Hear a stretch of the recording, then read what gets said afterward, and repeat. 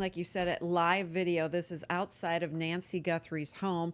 If you guys recall, we're now day 11, as you said, and back after about day 2, when they re-released Nancy Guthrie's home and it was no longer considered a crime scene, that was shocking to people that they did that so quickly. And now here they are back combing the area, continuing to look for any sort of tips. I'm also wondering, Garrett, are you able to pull up the video from the doorbell camera? Yes. Let's take a look at that, because this could be the break in the case they've been waiting for. Apparently, the FBI says so many new leads have come in just since this video was released. And for those of you who haven't been following along maybe as closely as we have, part of it is that Nancy Guthrie had a Nest doorbell camera, like you're looking at there. She didn't have a subscription to keep the video active. So that is why it may have taken a very long time for the FBI to obtain this video of what we assume is the suspect in this case holding some sort of flashlight in his mouth and trying to cover that doorbell camera with some kind of foliage. Yeah, we had a lot of discussion yesterday, and again, we want to lean into that point. This is a discussion, right? And so any of you watching across Facebook, YouTube, or TikTok, hashtag Hey Josh, hashtag Hey Garrett, hashtag Hey Stacy. That's the best way to get your comments, your questions to the front. And we'll try to answer them, but that's something like this. There's a lot of questions still to be answered. And you mentioned the flashlight in the mouth. That was one of those things that we really looked at in the minutes after this video was released. Was it a tooth? Was it a cap tooth that was reflecting? We were able to say, okay, no, that is clearly a flashlight. Lots of questions. I don't know if we have the still images, Garrett, but questions about, is there a mustache, a goatee? It appears there is facial hair. It appears the eyebrows are pretty distinctive. Hard to get any sort of look at the eyes other than the shape of them. But you've got to imagine whenever video comes out, and this is pretty clear video. Like, you've seen a lot grainier video. This is one of those close-up pics that you can see there, the eyebrows. In another photo, you were able to see a possible mustache, what looked like a mustache. They're also looking at the clothing. Can they get a brand name on the clothing, the gloves, the jacket, the mask, the shoes? They think he was wearing multiple pairs of gloves. You have to believe, even too, when they show the video, the gait of his walk, how he walks. Maybe somebody recognizes, hey, that looks like so-and-so, or somebody who knows something about this case. That's what they're looking for. Any little, I guess, nugget that they can follow now. Well, one of the things that they had talked about yesterday, a lot of our commenters online had talked about, was, the holster, the positioning of the weapon on the belt, right? and how it could point to whether the individual might be right or left-handed. I mean, just looking at it from what we had seen, it seemed like the handle was pointed in a direction that would maybe indicate it was a right-handed individual. But I'm sure that, again, as we've talked about, this is one of a litany of different things about this video and these photos that they're going to be looking at to try and figure out who this individual is. And we got, our first hashtag Hey Josh on YouTube, Blue Star. Look at his right eye, top middle. It looks like a mole there. These are the type of things that people are questioning, really looking hard at the video, at the photos, and saying, are there specific things that we can point out? Maybe one person is able to notice one thing. Maybe another notices, something else. Again, someone saying hashtag. See, there you can see the mustache pretty clearly. Very clearly, right? Yes. And that was one of those things that we talked about. Also in the video, there's a side angle where you can kind of see a distinction between the whole of the ski masks there, for lack of a better term, where you can see, oh, that appears to be skin, that appears to be hair, that appears to be lips. Lots of question, though, again, because this is black and white footage, so you're trying to navigate, the difference in textures between the skin and what he's wearing. Another one, hashtag Stacy, looks like a tattoo on the arm, if you zoom in by the glove. I'm not sure we've had... I hadn't noticed that. An exact, I'm curious if we can take a look here, and we'll It's hard to see in this photo. Let me see if I can find a better almost looks like a photo. watch band. Maybe that's a clasp there on the left side. Yeah, let me see if I can find. I'm going to just cue this video up for you guys as I'm looking through these photos, see if I can find something better. The other there. thing that struck me, Josh and Garrett, is how lackadaisical this person. He's not moving quickly. He's not looking over his shoulder. Feels relaxed. Yeah, it seems like he knows what he's doing, but does he really? He has to go grab some plants to cover up that doorbell camera. I mean, to me, if this is something more professional. Maybe. Nick, But wouldn't you be worried somebody, I mean, I know it's the middle of the night, but wouldn't you be worried a neighbor might hear you? You might trip an alarm. Something might happen. That's what's so intriguing here is we talked about in this video, he walks up first to the door and isn't looking directly at the camera. And then he notices the camera and seems surprised because then he turns around, is there a rock or something? But he's in no way, shape, or form, moving very quickly to do so. Or like, I better go. There's a camera. Yeah, he wasn't frantic about covering it. And so that's what's really interesting. There have been multiple experts interviewed on multiple programs saying this doesn't look super professional. I know there were a lot of questions about the cartel. A lot of people have said if it were something cartel-like, there would be different things within this video that would look more buttoned up. And I know that's a weird term to use here, but for this specific type of crime, that's the type of thing you would expect. But yet, even if it is amateur, again, weird to describe it as such, there's still a sense of calmness or relaxation that this guy, just that this no person, urgency, really. How about that? No paranoia. No panic. I hope nobody sees me. Yeah, I've been looking for, they mentioned that tattoo comment. I can't really tell from some of these photos. There's no, in the sleeve area, anything that I can see. There looks like maybe a watch band right here. Let me pull it up full for everybody to see. Well, the other thing the Today Show brought up, and clearly the Today Show's getting the inside scoop whenever there is such a thing. We don't know more than we're telling you. We're here kind of trying to piece together what we know, just like the rest of you out there. But they said that when he first approached the house, he wasn't wearing the backpack. He was without the backpack. We don't have those videos, but the Today Show did. And then, so he either had the backpack to the side. Was there a vehicle where he had did he go back to the vehicle to get the backpack? We actually may, if we're able, maybe you can go to the VO while you try and pull this up. But in one of the files that were transferred over, if you can bring it up into that window, we have the photo where there is no backpack on the individual. And it's very interesting because that's where this question comes up. Could there be another person involved here? To me, when you look at that photo, and we hopefully we'll see if we had it in this VO. I'm trying to find here. Right here. There it is. There it is. Thank you. Let me go back a little bit. But then, and they said they did have to piece this together, likely because it wasn't a continuous subscription feed where they record the video. They had to piece this together. So who knows how much time may have elapsed between that photo and then the backpack photo. They're trying to obviously give us the most clear vision of what this person looks like. That's why the video, I think, is even more important than the still photos, because you can see how the person walks. You can see how their hand works. Any of the little intricacies that if somebody does know this person, they might notice. And I do have this video. All of these videos, by the way, are coming from the FBI director, Kash Patel. He shared all of this yesterday. And this is actually directly from, we're taking a screen capture right from his X account, I guess is what it is called nowadays. And this is the video that he shared. Said where that this was over? Right before the other video that we have seen that we kind of dissected yesterday. This was a third video that they shared. He has the backpack on here, but you can also see very clearly, I'm going to pull it up full for you here. You can see very clearly where the gun is holstered and the positioning. As we mentioned, it's kind of weird to host it right there in the front of your belt, basically.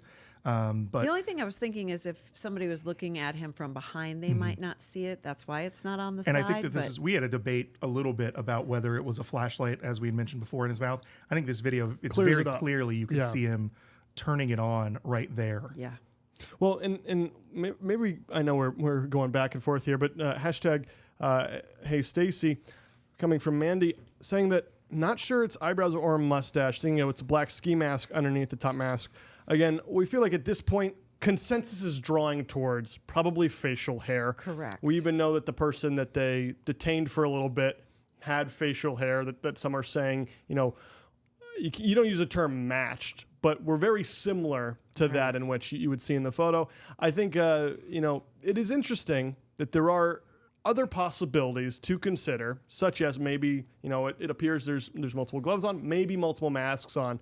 So certainly something that people are thinking about, talking about. But at this point, I think consensus is probably was facial hair that we were looking at there. I just wanted to pull this live shot back up because they seemed, at least to me moving somewhat quickly. I don't know if that's because there is something that they are going to look at, but this is, again, a live shot searching the foothills outside the Catalina foothills outside of the Guthrie house. We also know there have been searches around Annie Guthrie's house, also in the Tucson area, and neighbors in that area, though we haven't heard much new on that front. Everybody's trying to put together any possible idea of what transpired here, what the motive is. You heard about a ransom note. We haven't heard of anything definitive on money being paid. You heard Savannah Guthrie herself saying, "We will pay." They clearly want this resolved, and every day that goes by, it's just got to be more heart-wrenching for them, not knowing if she's alive or not. Well, and speaking, of that note, at 12:46 p.m. Eastern, the FBI Phoenix put out a brand new post on X, a new statement saying, "This morning, numerous FBI agents are conducting an extensive search along multiple roadways in the Catalina foothills." Again, this is that area that we're seeing right now, related to the Nancy Guthrie investigation, asking the media and motorists to follow all traffic laws and to remain especially cautious when passing law enforcement. And then again, reiterating the second paragraph, "We appreciate the assistance and support we have received from the Tucson community. The FBI continues to offer," and here it comes, "the $50,000 reward for information." So again, they're really leaning into this call to action for the public to, if you have any information you think might be helpful, please let the FBI know. And it always does seem like when video is released, that's when the case breaks wide open. It happened with Luigi Mangione in the case of the CEO that he is accused of killing. It seems like people suddenly go, "Oh, okay, now I have a body type. I have some possible clues in eye shape or The way that facial the person hair." walks or moves. Correct. Yes. Even the clothing, if it's specific, that backpack had reflectors on the straps. Right. Any That looks like little so-and-so's thing. backpack. Yeah, maybe we Correct. should find out what they were doing. They were having trouble finding a logo or anything of that sort on the backpack from the video, last I heard. We had another comment on Facebook from Stacy saying, "Hey Stacy, I think this is someone who knows the family and knows everything about the home. Do you think the police have more information that they are holding tightly to their vest?" My father was a police officer and then a private detective. So you might know maybe a little bit. know a little bit more than the average. I wouldn't say a lot, but I think they always hold anything back that could help them identify who really did it. So I'm sure we haven't heard much about the scene inside the house. We've only heard about blood drops outside the house. I'm sure they're keeping a lot of that type of thing close to the vest. I know there's a lot of speculation about the family being involved. None of that confirmed. No persons of interest. No mention of suspects by name. It's still a big mystery. But yeah, if I were guessing, I think absolutely the FBI and police are keeping certain things to themselves, but hoping this video might really spring open a whole bunch of new leads, which it appears to be. There was the Pima County Sheriff's Office had a press conference at the end of last week where they had talked about this exact question they had gotten from the media saying, "Is there something you guys won't tell us or aren't telling us because of the importance to the case?" And the Pima County Sheriff said basically, "I'm not going to touch that. You can infer how you will based on my non-answer." But I think that everybody kind of assumes yes, they're not going to reveal anything that might tip off where they are in the investigation to this individual or to anyone else that might be involved. I've also even thought about if Savannah Guthrie, if and who she might be talking to. She's friends with Hoda and Craig and all the people at NBC News. Right. But what she's saying and what they're saying, obviously they're trying to protect the integrity of the case because everyone's number one goal is finding her and making sure she's okay. If she's out there and still alive, that is a number one priority. After all of this is said and done and wrapped up, then it becomes putting the case together against whoever did this. I do want to talk a little bit about the Today Show and just how tough they have it to navigating it. Stacy, you've obviously been a broadcast journalist for a long time, and that is something that is definitely not easy. Before we get to that, though, I did want to address this comment so that it doesn't just get lost here. Hashtag Stacy asking again, is there any canine being used to search for her scent? We have not heard, at least not to my knowledge, I feel like heard there anything was about that. initially. I feel like it wasn't the Pima County, but a surrounding county had better canines, and they were searching for her scent very early on, if I recall. Well, and one thing that's been very clear is they're throwing the entire kitchen at this thing. And so if they feel that that there's something they can give to the canine to find a scent in a certain area, you can be assured they're going to do that. It's just whether or not they feel like that's a relevant thing to do at a specific time. You can't just throw the dogs out and hope that they find something. Typically, you got to give them a scent to search for. And right here, we haven't, like as Garrett said, haven't heard much about it. But if that becomes relevant, you can be assured that they will do that. Yeah, we haven't seen any canines in the footage as we're looking right now here at this live photo of them searching in the foothills.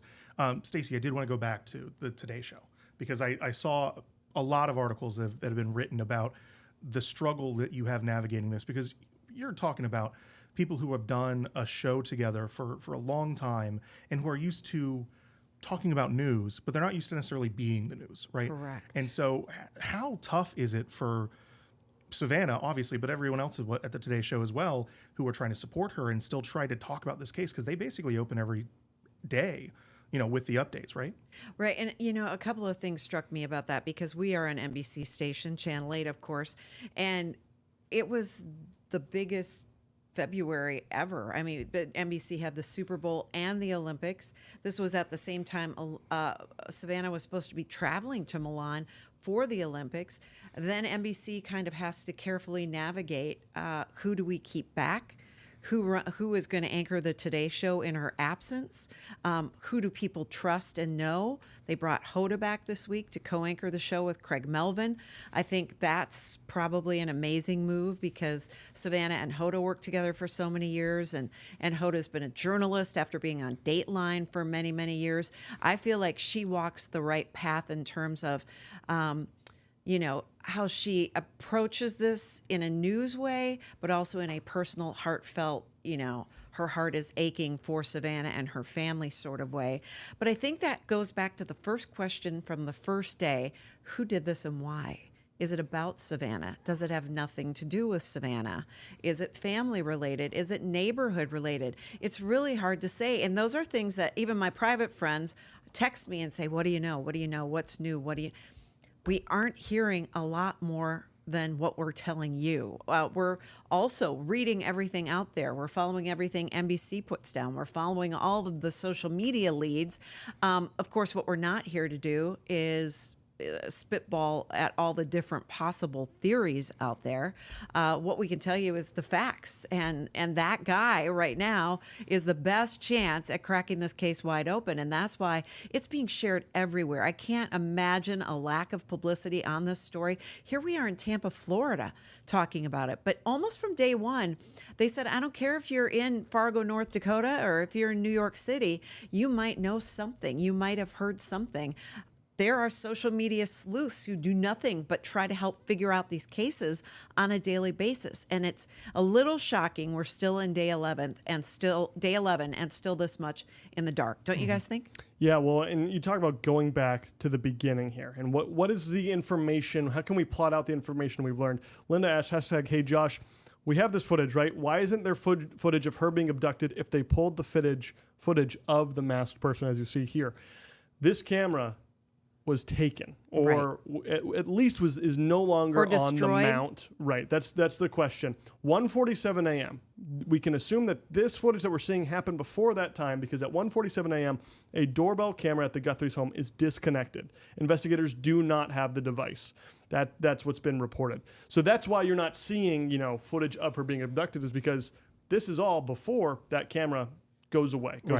I wanted to pull this up. This is obviously the blood spatter that was found outside of the home, and right here at the end of this video, right here, that is the mount where the Nest camera was located. When they gave us a timeline at the end of last week, they had said that the camera, I think it was 1:47, Josh, if I remember correctly, that was when the camera was disconnected, and then about 45 or so minutes later, that's the last time that Nancy Guthrie's heart monitor pinged her phone. Yeah, 2:28 a.m. And so you're talking about, again, 45-minute difference between when that camera was at least taken down, if not destroyed, versus when the possible abduction actually happened. So that is probably why we don't have any type of footage for the moment. And Kash Patel talked about that too in his comments on the video. He said we don't have a fluid timeline, but we have bits and pieces, and clearly they they stumbled upon gold when they did find this. This is the best opportunity they have for people to actually maybe think about, could this be somebody I know? Well, this is a major technological breakthrough because this is footage that was deleted. Like, let's not forget that aspect of this. And the FBI saying they worked with third parties. It's come out, it seems to be, it was Google who they worked really hard with to go into the files here and try to somehow, some way recover this footage, which is pretty staggering that you're able to see this clear of footage on what is recovered files here. You know, a lot of people asking, it is day 11. How is this just now when we're seeing this footage? Imagine what goes into that. We didn't have it. Right. And the FBI said once they had it, they went to the family first and said, is there anybody that comes to mind, maybe that you recognize from this? They said no, and that's when that decision to make this public was made. So, going back to the Today Show for a second, too, just talk about a juggling act to want to help in any way they can. Yes, that's leading every show. It's leading nightly news every night.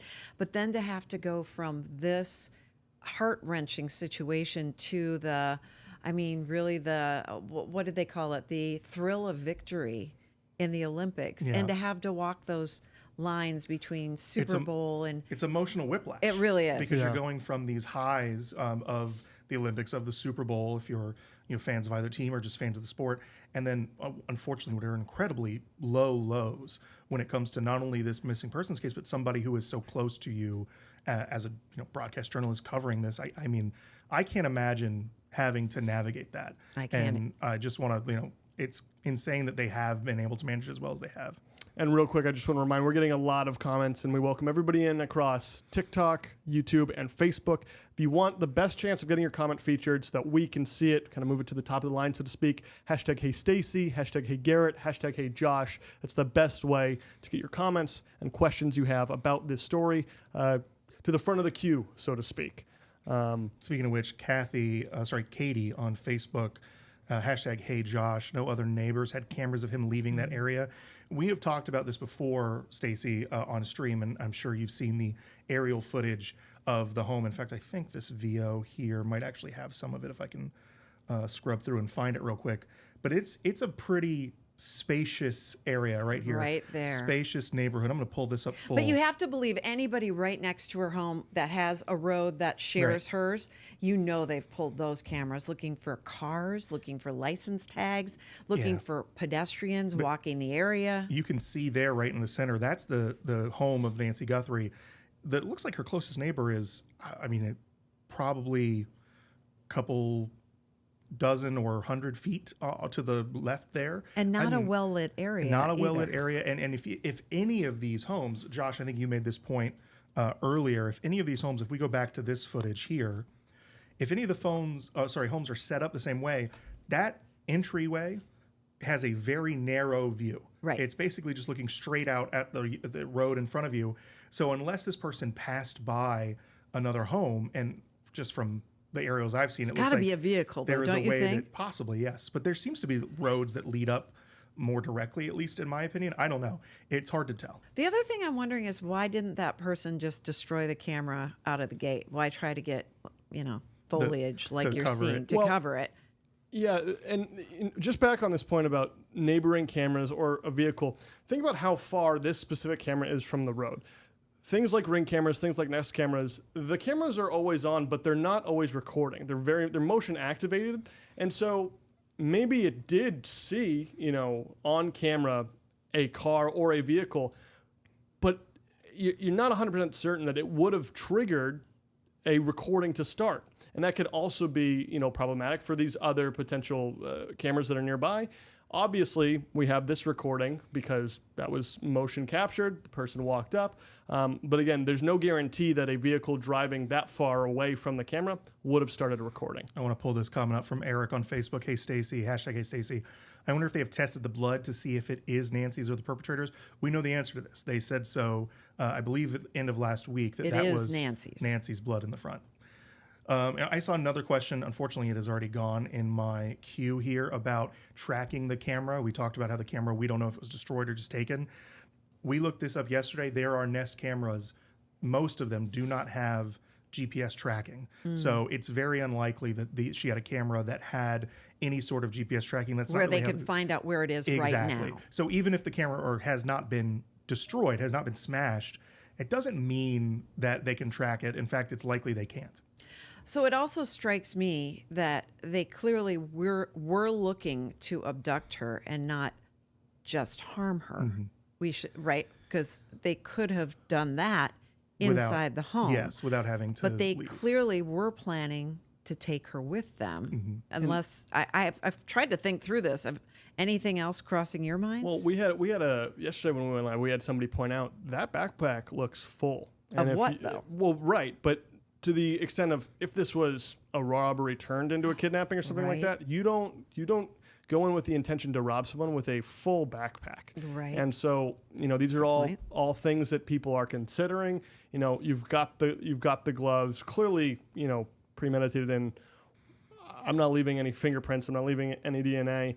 A flashlight there, the mask, like this, it doesn't feel, and again, we don't know, they're treating this in both pathways because they have ransom notes. This certainly, at least at this point, doesn't feel random. Given the amount of preparation, it feels like went into this specific and then event. you have to wonder if this one person by himself could take Nancy Guthrie physically from the home without help getting her into a vehicle, or was there another person waiting? Was there a car waiting? You would think there might be video in the area if that was the case. Yeah, nothing that we have seen yet. Just a quick side, I want to make sure everybody on Facebook, on TikTok, on YouTube knows I'm seeing some comments coming in that are just coming in quicker than we can get to them. If you have a question and it's been 5 or 10 minutes and you haven't seen it be answered yet, please just post it again. Feel free to post it again so that we can try and get to your comments as you guys are very obviously active in the chats, very interested in the case, as is the nation, which is something that I was just thinking the that. Pima County Sheriff said that that's kind of a blessing and a curse a little bit of how many tips they are getting because of this, but that also means how many tips they're having to work through. So well, and people are wondering in some cases, why is this such big news? Somebody asked me, why aren't we, searching for other people who are missing? Why is this case getting all the attention? Well, clearly it's because Savannah Guthrie is a national figure. Right. But secondarily, I think everybody can imagine or not imagine having their 84-year-old mother abducted in the middle of the night. Like the thought of an innocent person asleep in their home, let alone an elderly person, not involved, not a national figure. I think this hits on so many different chords for people. You imagine your own mother. You imagine a vulnerable elderly person. We know she was on medication. She needs to be on that medication. She isn't very mobile. She wasn't able to walk easily on her own. So there's so many factors here and so many questions. There's that full backpack you were talking about, Josh. This is from Rebecca on Facebook, #HeyStacy. Have they tried taking the watch around the areas, searching if it reconnects? I'm assuming they're talking about Nancy's Apple Watch, which was connected to the pacemaker. Have they tried it? Possibly. We don't know. Well, and what would be problematic about that is I believe they have her phone as well. And so the watch that they have connects to the phone. And so it's not, I guess maybe the question is asking how far could the pacemaker, be? I think, we don't know what kind of pacemaker is there. We don't know what the battery life is on something like that. Those are questions. I'm not sure the practicality of that being with that technology being something that they could consider. But I'm sure, again, this is one of those situations that when you get to this point where they're asking this repetitively for the public's health, I'm sure that they've considered every sort of angle that they possibly could to try to find any piece of evidence that would help them. And again, that's kind of the beauty of having the public consider things like this, right? Is because maybe there is something that they are just not thinking about, that the public can say, hey, have you tried doing this? And we've seen a ton of that both yesterday and both right now as we see your chat your chats come in. Hey, do we have sound from the mom of the person they questioned in this case? Is that? Yes, that's something we actually haven't touched on too much yet, but they did have a subject, I think is how they referred to him, who they had taken in, they had detained for questioning. He has since been released, that we do have sound from News Nation when they caught up with his mother-in-law. I believe it was outside of the Yeah, front. and just to note, it was her house that was the one that was searched. Yes. Okay. They were the son-in-law and the daughter were living apparently with her at the time. This is the clip My here. daughter and him and the kids, my grandkids, were doing DoorDashing when they got stopped here, and I don't know what kind of questions they asked them. But when we got home, I wasn't at home. When we got home, we found out that they took my son out. They went inside, they busted the doors from my house. They went inside and took my son to the living room and had him handcuffed, and then got him outside. That's when the time that we got home, and we asked what was going on, and they couldn't say anything. And they said, and I asked them to have a search warrant to go in my house, and they said we don't need a search warrant. We could go do that if we want to. So I told them, yeah, I think you need a search warrant. Why did you break my door? You took my son the wrong way. I mean, you heard him. They took my phone, my husband's phone, my daughter's phone, my grandkid's phone, and my son-in-law's phone. And again, mentioning the necessity of a warrant there. It was a court-ordered search, and we have, and again, TikTok's coming through very fast, so we are losing some of these. But we did have somebody ask, why was this person's son-in-law, considered? We have no idea. Yeah, well, I had read a report this morning that it seems someone close to that specific family said, oh, he looks kind of like he could be that person. And they knew him as a delivery driver. And so there were questions raised to him. He answered some questions. There was an Amazon package there. Did you deliver an Amazon package to? And he said, I could have. I don't know. I really have no way of remembering. We do know also Nancy, I believe, took an Uber the night before the night of the abduction. So maybe that was part of the questioning, as if this is a lot of people who do DoorDash, who do these types of services, also might do an Uber. They'll do any type of the ride services that they can. Not that is necessarily connected, but that might be one reason why you would follow up on something like that. Going through questions here, somebody asked, is it possible that maybe they took Nancy out in Nancy's vehicle and then brought that vehicle back? Again, I guess you might not be able to rule out completely something like that, but they did have the vehicle, and I feel like there would be some sort of key piece of evidence that you would be able to find, even if, she was bleeding when she left, right? Mm-hmm. And so if you were to load her into that vehicle, one might think maybe you find some sort of evidence of blood. I think that's probably unlikely, and here's why. We did talk about the timeline that they established last week. Pima County Sheriff Nanos spoke about how the beginning of that timeline is something we talk about a lot. The camera being disconnected, the motion detector seemingly on the floodlight, and then the pacemaker being disconnected. But the beginning of that timeline is the garage door. It opens as Nancy is returning from her daughter's home for dinner. She had gone there for dinner. They had talked about that. And then it closes, and then there's no more activity in the garage door.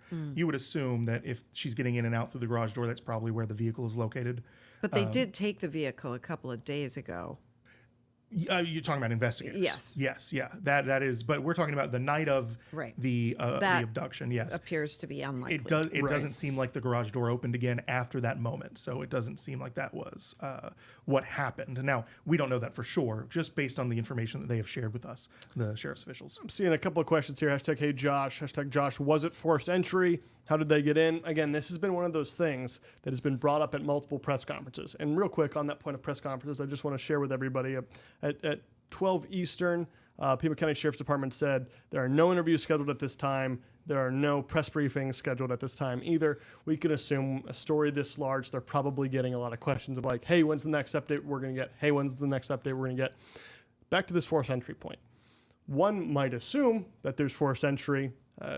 Sheriff Nanos was asked about that and said, yeah, forced entry in the first one. And then in the second press conference was asked about it again. And he goes, oh, we've never said that there was forced entry. We've never said that there wasn't. If I said that, I apologize, but we're not confirming or denying any part of that case.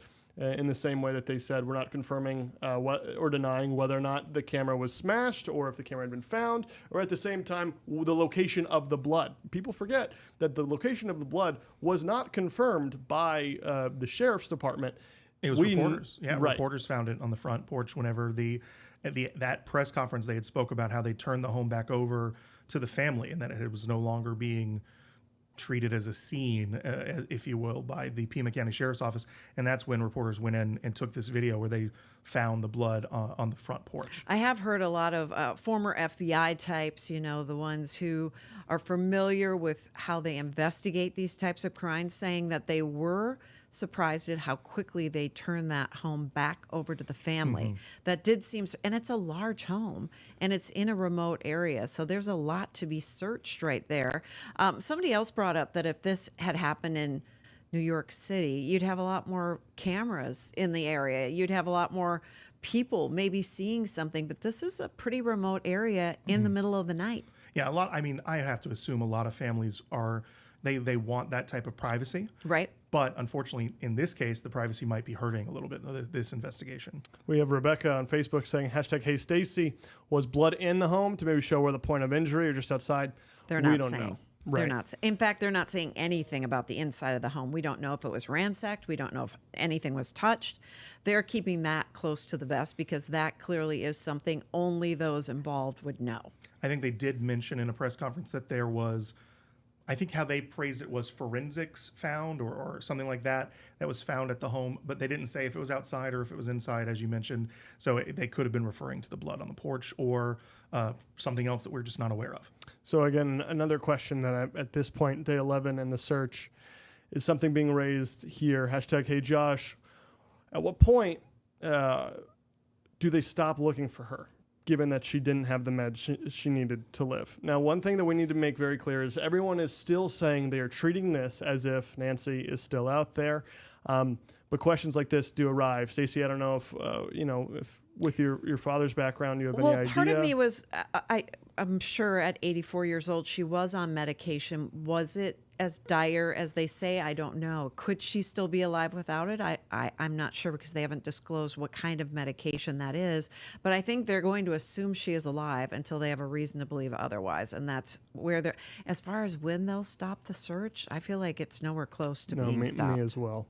Brian, #Hey Josh, local gas station cameras might have caught something, maybe catching them fueling up as they were leaving. Well, it's assuming they were in a car. We don't even know what if they were in a vehicle, what kind of vehicle. Could have been an electric vehicle. I'm gas sure they're vehicle. following all those leads, though. Absolutely. Anything right outside of that residential area. Well, there was a report around Andy Guthrie's home.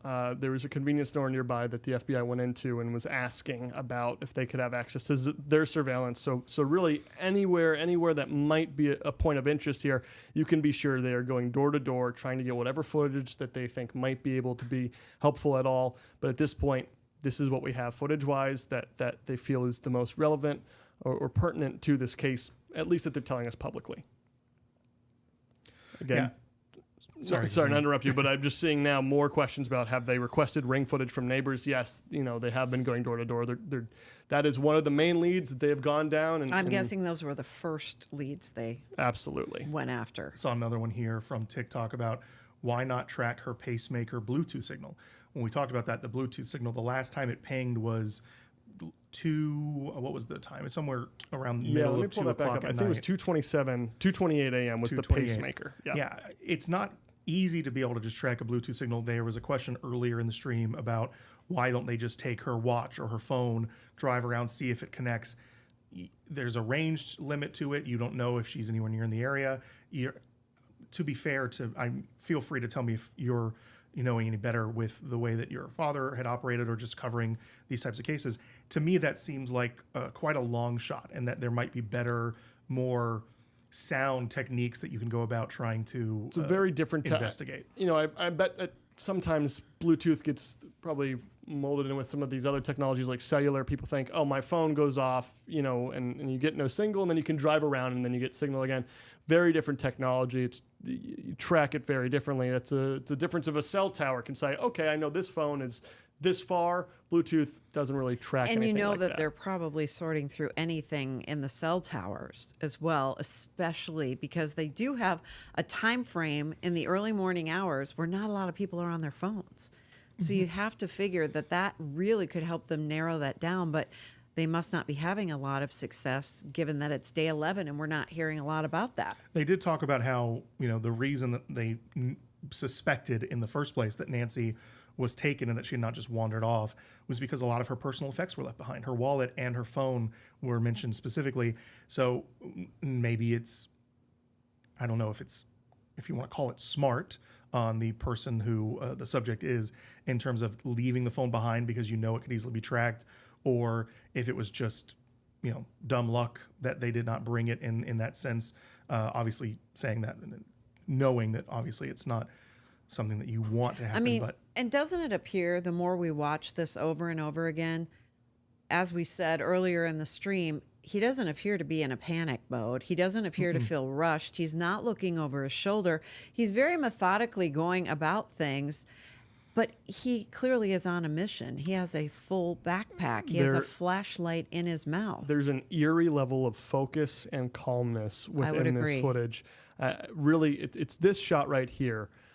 The eyes and the flashlight being in the mouth. It's like there's clear intent on what the person is doing. I would agree with that. You recognize this is a human being who had an idea and said, let me put this flashlight in my mouth while I go to work and try to figure out what to do about this camera. Right. And that's one of the most frightening, compelling parts of this as we review this footage. And we talked a little bit about this before, Garrett. I'm not sure if you can rewind on this, but they do have a photo that shows this guy without the backpack on. What we don't know is the time lapse between when that photo was taken, where he didn't have the backpack on, and then the rest of the video where he's clearly wearing a loaded up backpack. What he has in there, you can only speculate.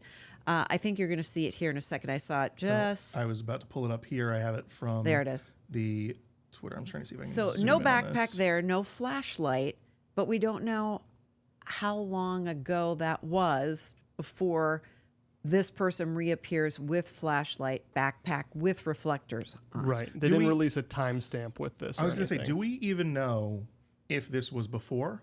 Or We don't know. This could be after getting inside the home, perhaps? Well... Oh, that's interesting because I guess, technically, the one thing we do know is that the camera was disconnected at 147. That makes so sense. Maybe there's a part of this where he ends up getting in, then disconnects the camera.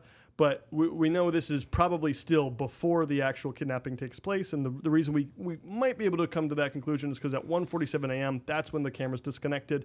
And that camera is what's providing this footage here. And then the pacemaker disconnects from the phone, again, as mentioned, about 40 minutes later, 2:28 a.m.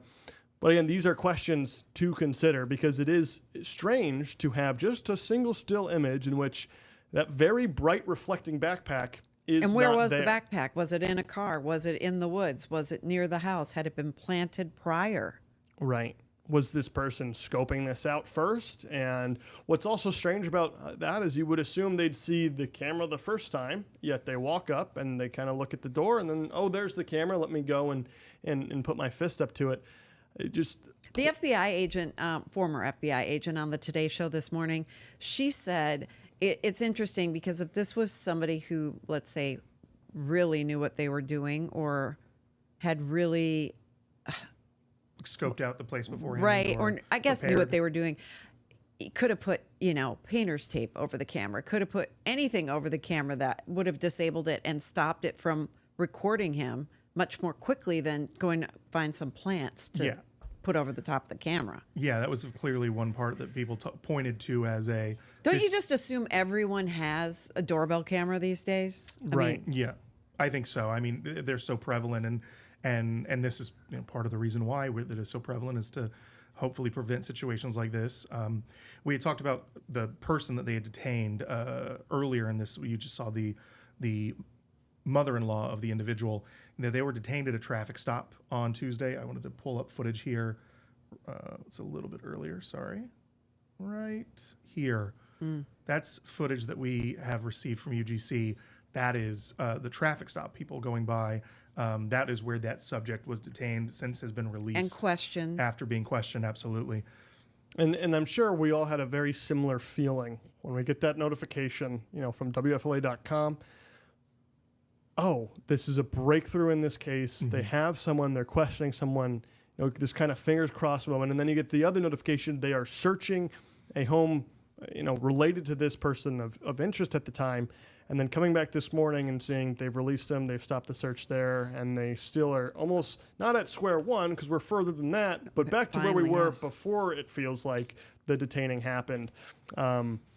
Just a story that continues to baffle people, really. Absolutely. It's funny, though. Once video does come out, it seems like things move much faster. A lot of us in the newsroom were saying yesterday, thank goodness they have video now. Something's going to break. Like, you have to believe somebody's going to know something based on seeing this. Well, it was within hours that they actually had detained the subject in the first place after this video was released. But probably the blessing and the curse is the increased number of leads they're getting and now having to sort through.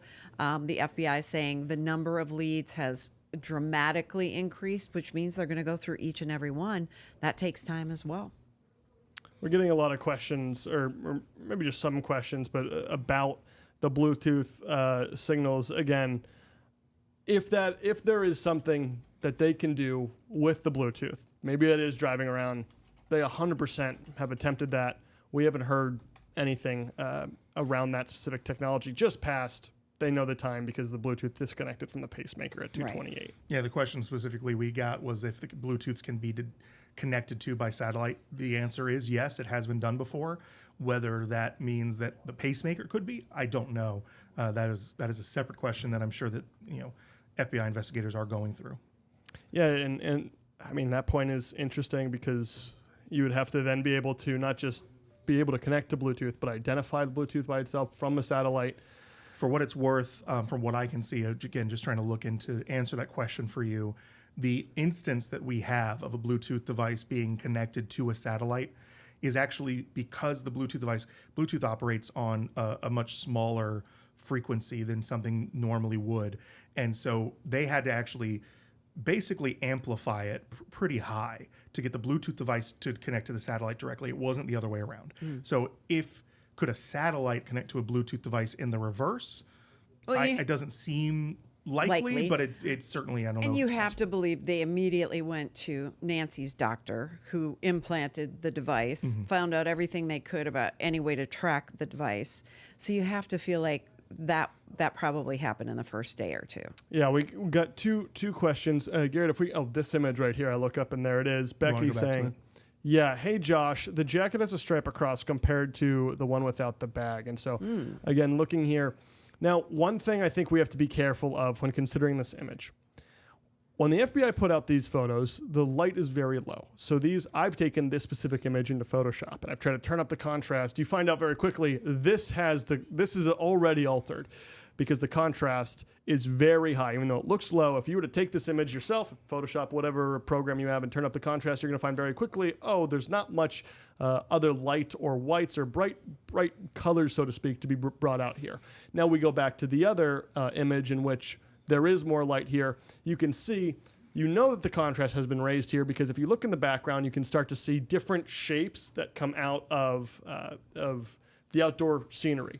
And one more time, Garrett, just compare that background there to the previous photo right here, or actually, that was a great example before of the difference. You could see so much there. That is heavy. It's not that bright outside at 1:47 in the morning or around that time. I also wonder if that strap might not be part of the backpack. That's what I'm thinking. Because there are backpacks that have a strap in the front for, just for better comfort. Right. To put a little bit less pressure on the shoulders. I was thinking the same exact thing. And I mean, it certainly looks very distinct from this image.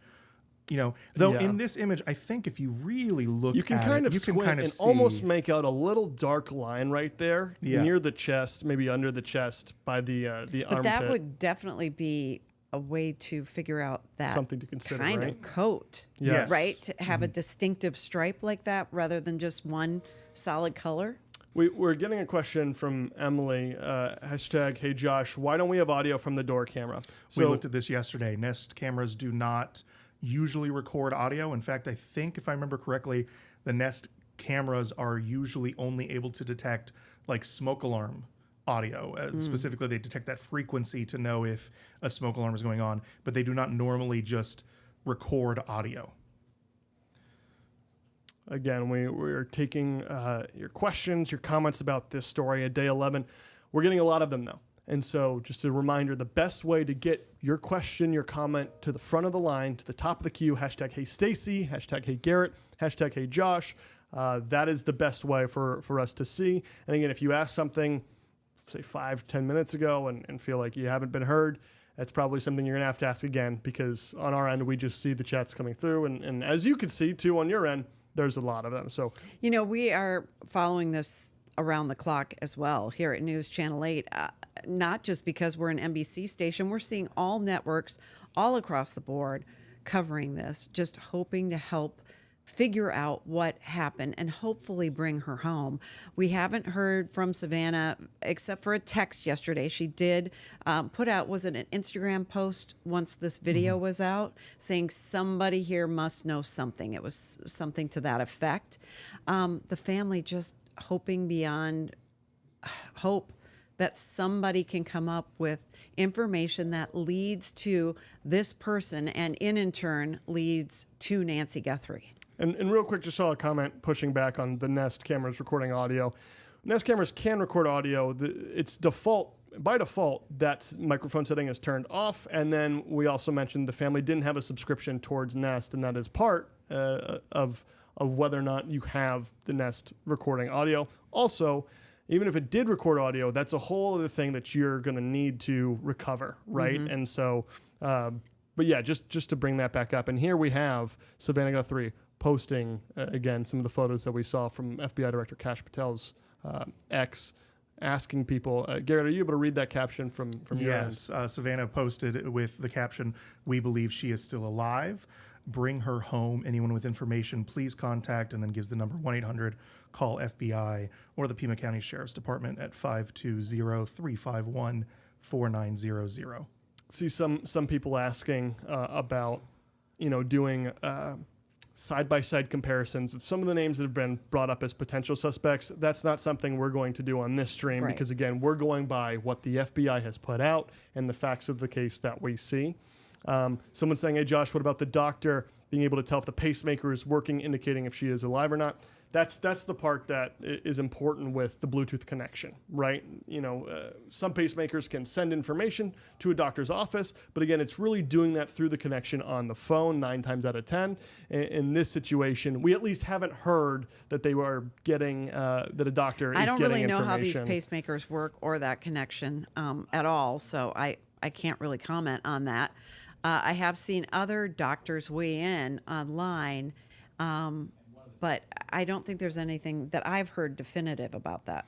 Yeah, and you almost wonder if there was information like that, if it would be, we can't. I guess we can't speculate on what they would or wouldn't put out, but it would certainly be something that pointed to her well-being at this point in time. Mm-hmm. I'm seeing a lot of comments that I want to address here.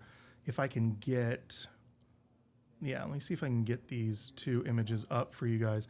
People are talking on our chat about if there are 2 different individuals because of the I was wondering that too. Backpack versus the backpack moment. Let me see if I can get a side-by-side here of those 2 shots for everybody.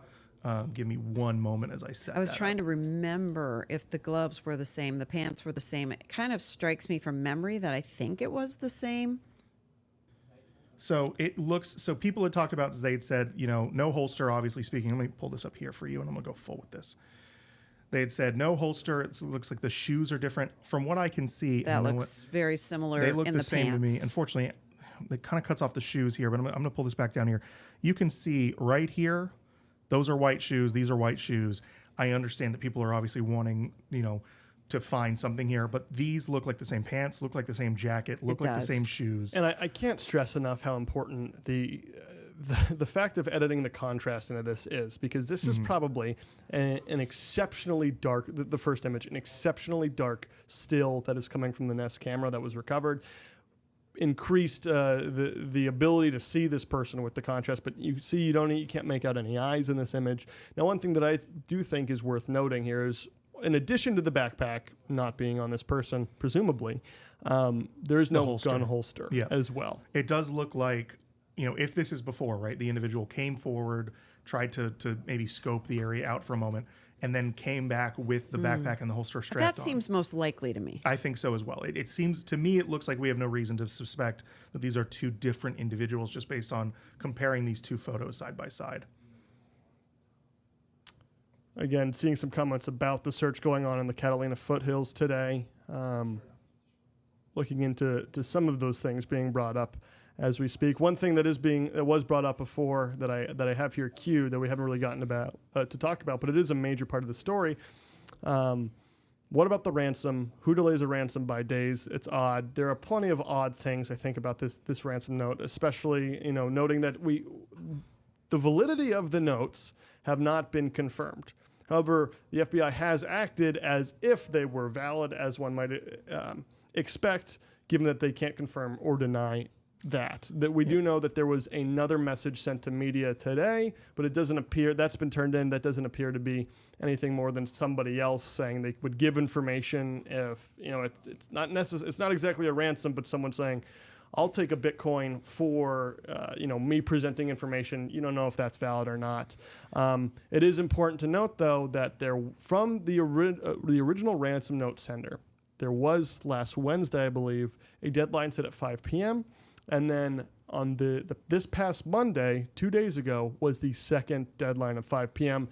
And to our knowledge, we haven't heard whether or not the presumed person who had sent those ransom note has reached out since that secondary deadline. We haven't heard anything more on that. No. I'm trying to look too. I see a lot of people are talking about reports that a mask was found in the search. I have in the not Catalina heard that. foothills. I'm looking right now at news sources. I am not seeing that either. So we cannot confirm that as people are seeing that apparently online. Sorry, but that does not seem to be the case. There's another one here that I want to pull up. Where did I see it? One moment here. This is from TikTok. Hey Josh, hashtag Hey Josh. He says something to someone and another reflector comes into view on the right. I think they're talking about when the plant was picked up. And I want to pull the video up here. I'm just going to go full with this real quick. And I'm actually, you know what, Josh, can we take that comment off? Yes, I got you. Real quick.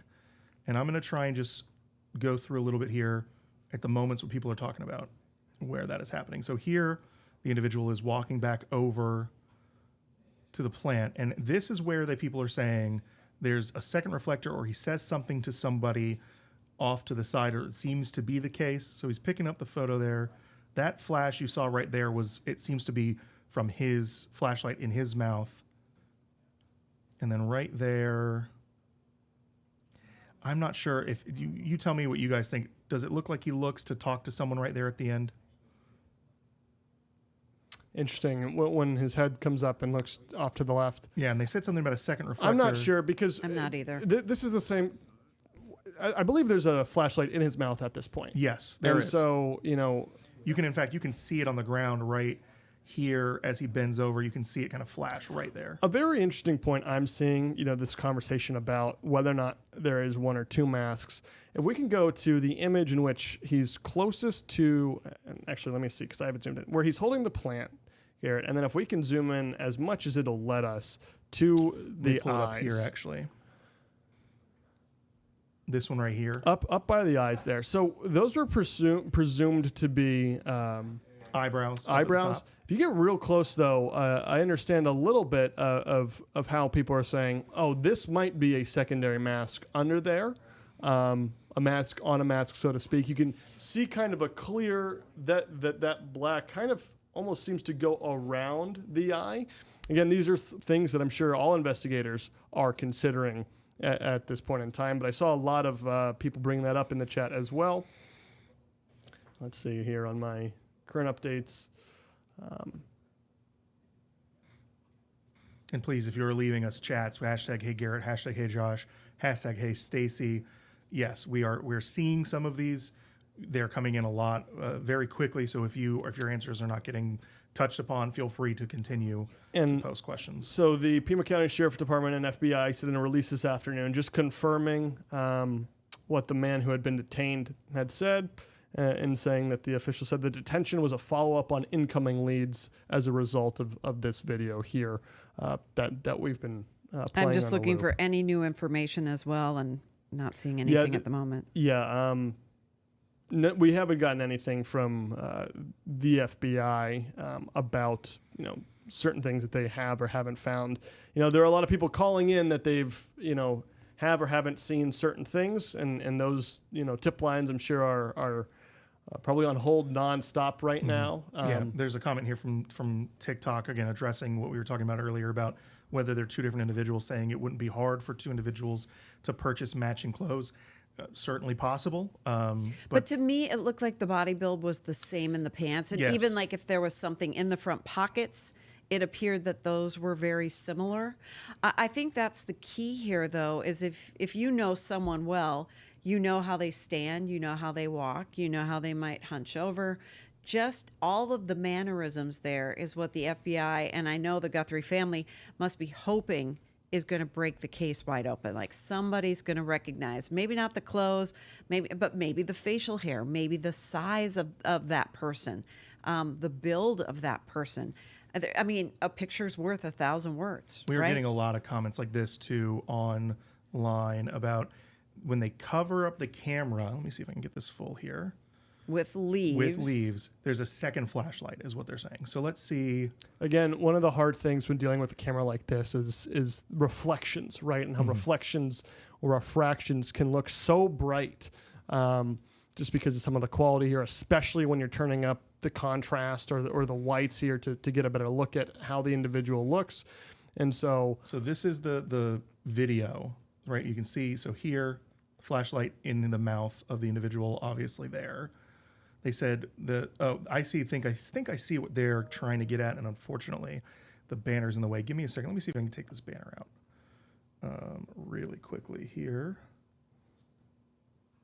That's not a lot of people talking about, looks like maybe there's something in the pocket as well. Again, these are the things that when you have this many eyes on something like this. Okay, where so are we're taking the banner out, and so what they're trying to point out down here. Oh, okay. Right there seems to be a little bit of a shine, if you will. So if we're going to just place back a little bit and look at the bottom right corner on your screen. Now, I can see what you're kind of pointing to. Right. It appears to be the doorknob. That is my question, is what could that be? Is it... It's stationary. It does seem stationary. Can we go back to the other footage and see, because it is stationary, it should be there in the other footage, and maybe if that's what, Yep. That's what this is. That's what that is. Which looks like, it might be the doorknob or the lock, the key lock there. Yeah, I don't think that is another flashlight. I think that is probably just reflections off of. But maybe we go back because we just got a comment saying maybe more to the middle. Again, this is more to the middle over here. Yes, that's what I was thinking. I think that's what they're looking at right here. That looks like a piece of a plant to me. That looks like one of the flower petals of the plant. That looks very bright. Can you replay it again? Yeah, absolutely. Let's go from the front. Watching the top area here, let's see. Right there. Yeah, and then at the end, it kind of, the exposure on that specific leaf seems to come down right there, and then boom. Yeah, so that to me looks more like it could be a piece of that plant. That would be my first guess based on that. Now, again, we're just looking at this, trying to figure out exactly what you guys are seeing. That appears to be what they were pointing out. But again, I think at the end of that clip, the brightness that's being reflected, the camera seems to adjust a little bit to it, and then it comes down a little bit. And that's the thing about these doorbell cameras. You're not always getting, Hollywood quality or iPhone level quality. Although I would say this is pretty good video. This is pretty good video for what we could expect here, especially compared to what we had a couple of days ago. Especially because they recovered this from a file that 3 days ago didn't exist. I mean, it is fascinating to see, and I wonder, again, as we look at these photos, a lot of people talking about a specific potential tattoo. I have yet to see. We've watched this a lot of times. I've yet to see that. If you are one of those who believes there's a tattoo, let us know if it's on the left or the right hand that you think you're looking at. We will definitely take a closer look at that as well. But past maybe a little, a lock from a watch on the hand. I haven't seen anything that I think looks like a tattoo. It could even be a clasp from the gloves themselves. Some of them close, like if it's a ski glove or something. Right. Kit Kat here with hashtag Hey Josh. I think the fact he instinctually put the flashlight in his mouth is telling to occupation question.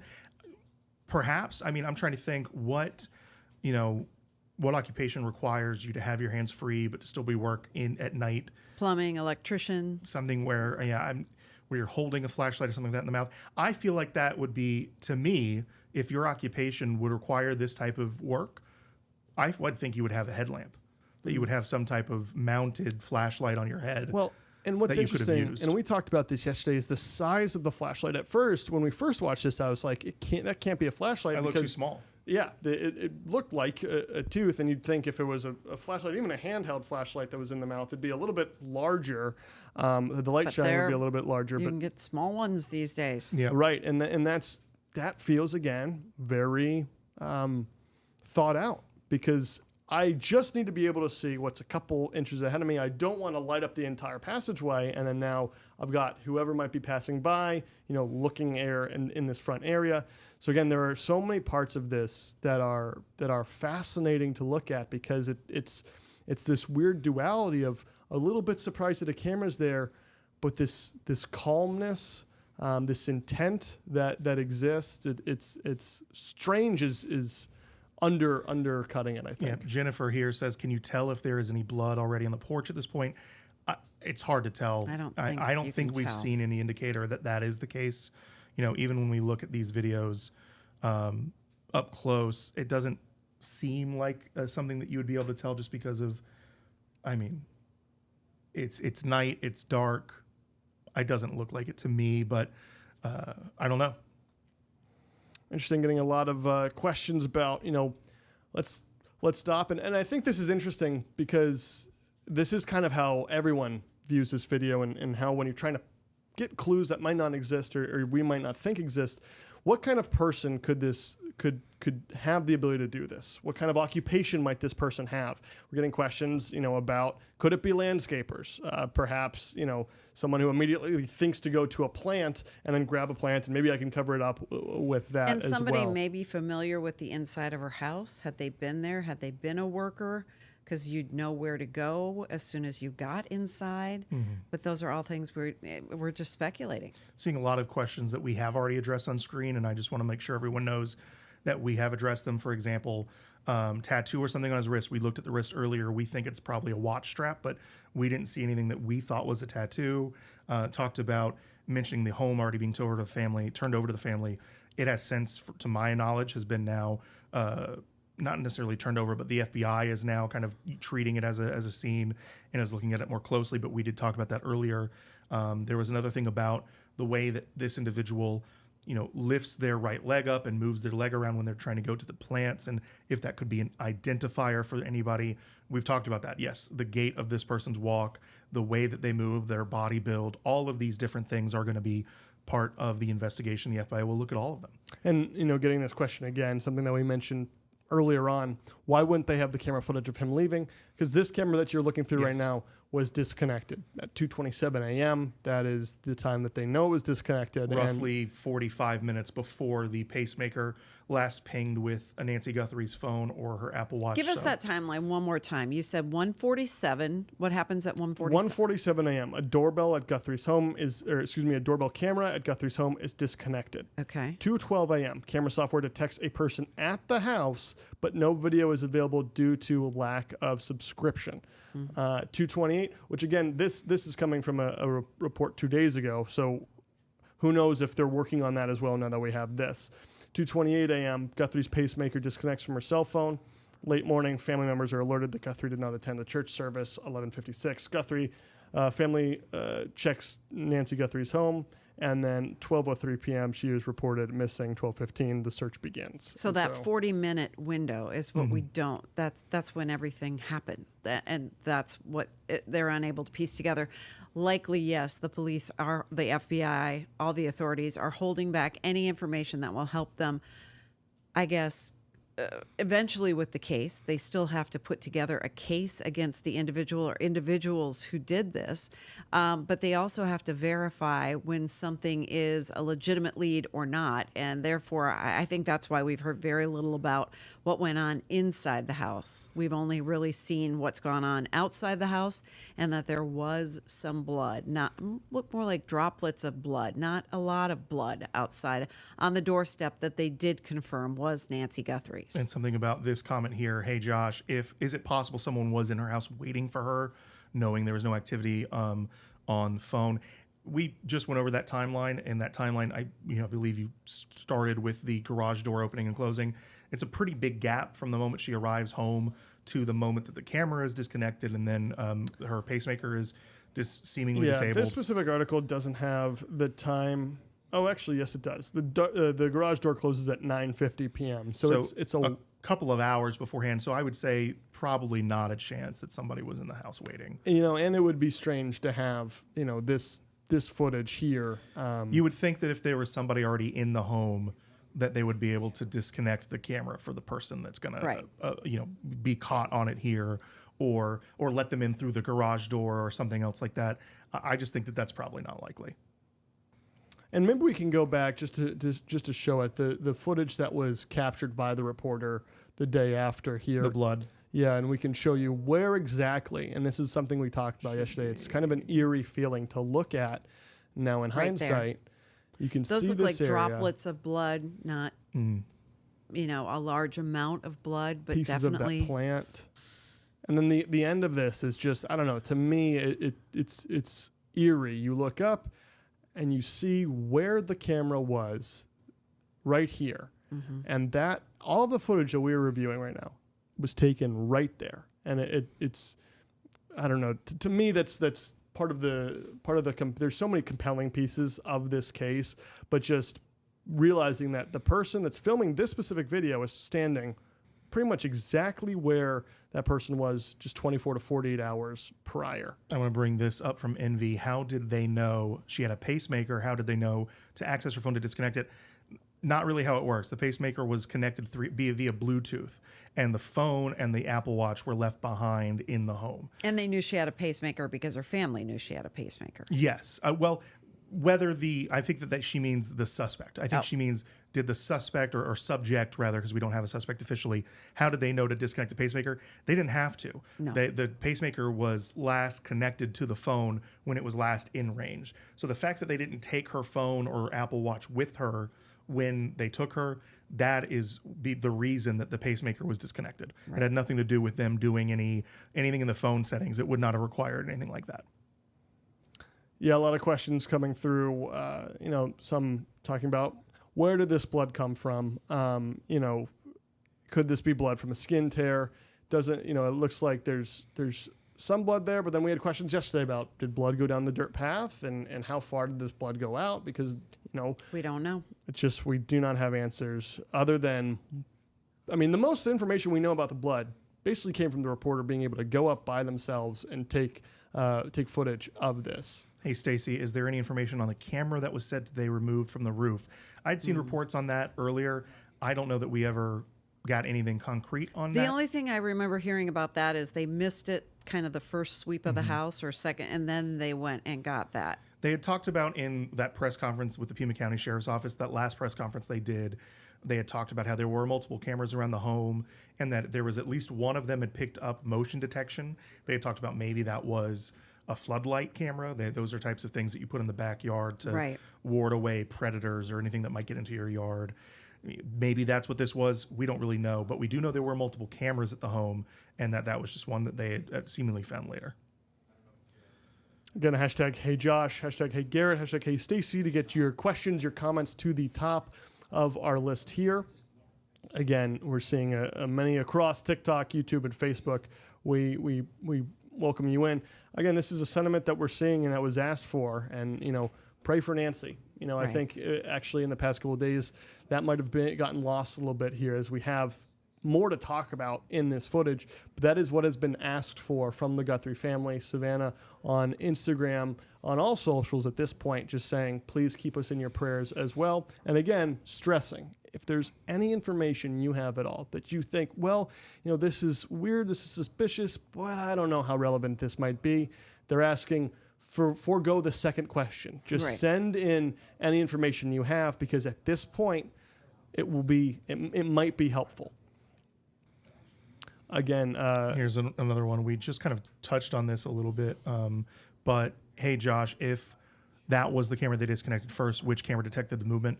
We're not sure for sure. They've only said that there were multiple cameras in the home and that one of them, or rather around the home, and that one of them detected motion. They didn't say that that was necessarily a camera, actually. I think they said that it was just a device that detected motion, and then they mentioned, again, floodlights as a possibility for that as well. So we're not sure exactly which ones detected movement, only that it was detected after this camera that you were seeing this footage was removed. so this is a good question that we have from, I believe, Shireen on TikTok. Hey, Josh, if that camera was the camera that disconnected first, which camera detected the movement? That's what we just talked about. Yeah, and so talking about whether or not there was that camera on the roof, we don't know. We really know very little about the interior of the home, because nothing about the inside details have really been released to us. Again, Right.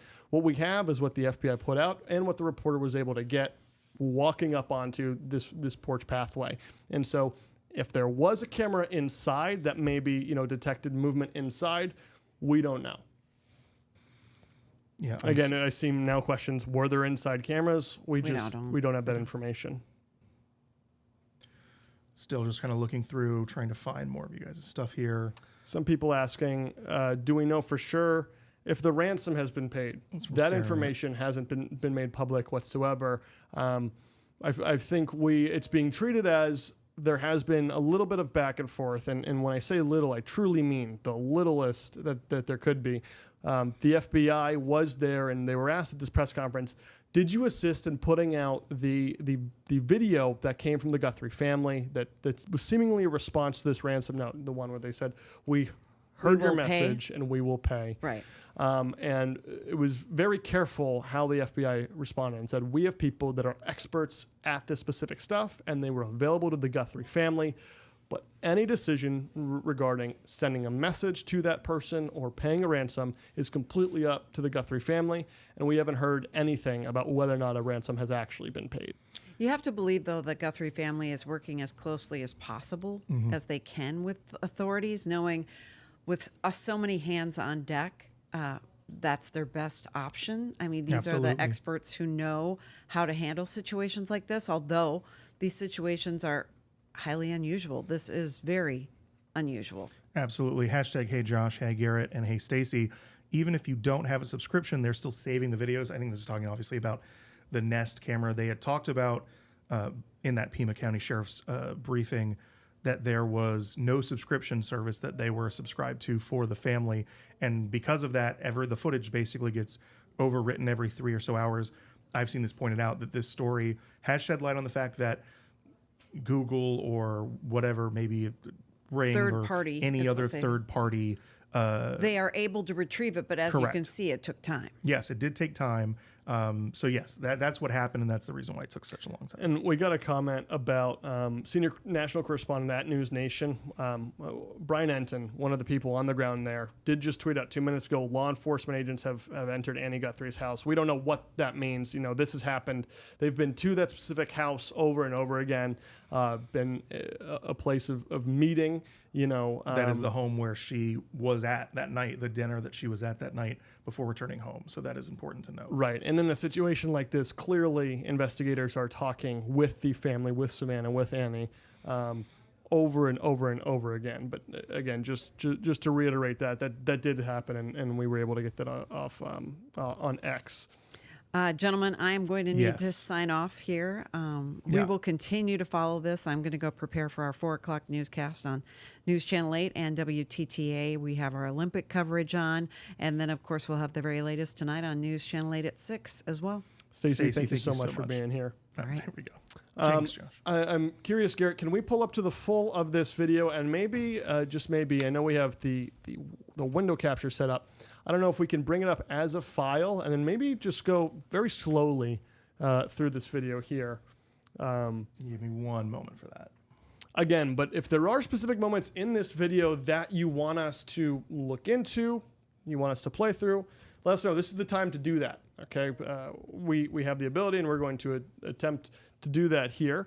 Again, hashtag Hey Josh, hashtag Hey Garrett. That's the best way, and I know there's a lot of you, and so we are trying to get through as many of these comments as possible here.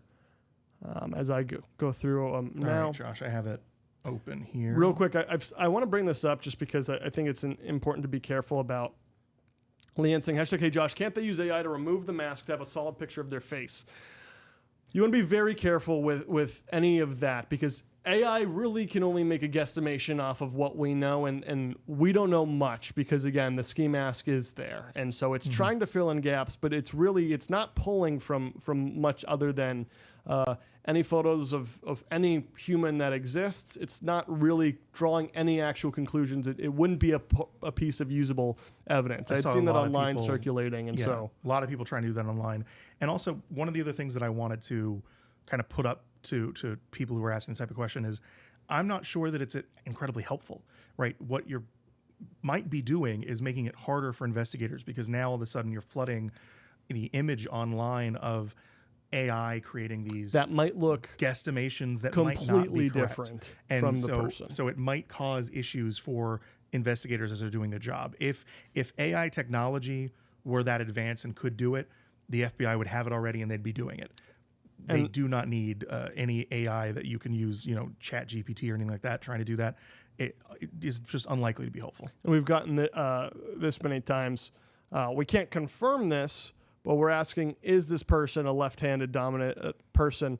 Right there, the left hand is what goes to that holster. But it does look, if you look here, let's get that. Can we get that comment off of the screen real quick so we can just get a little bit better of a shot?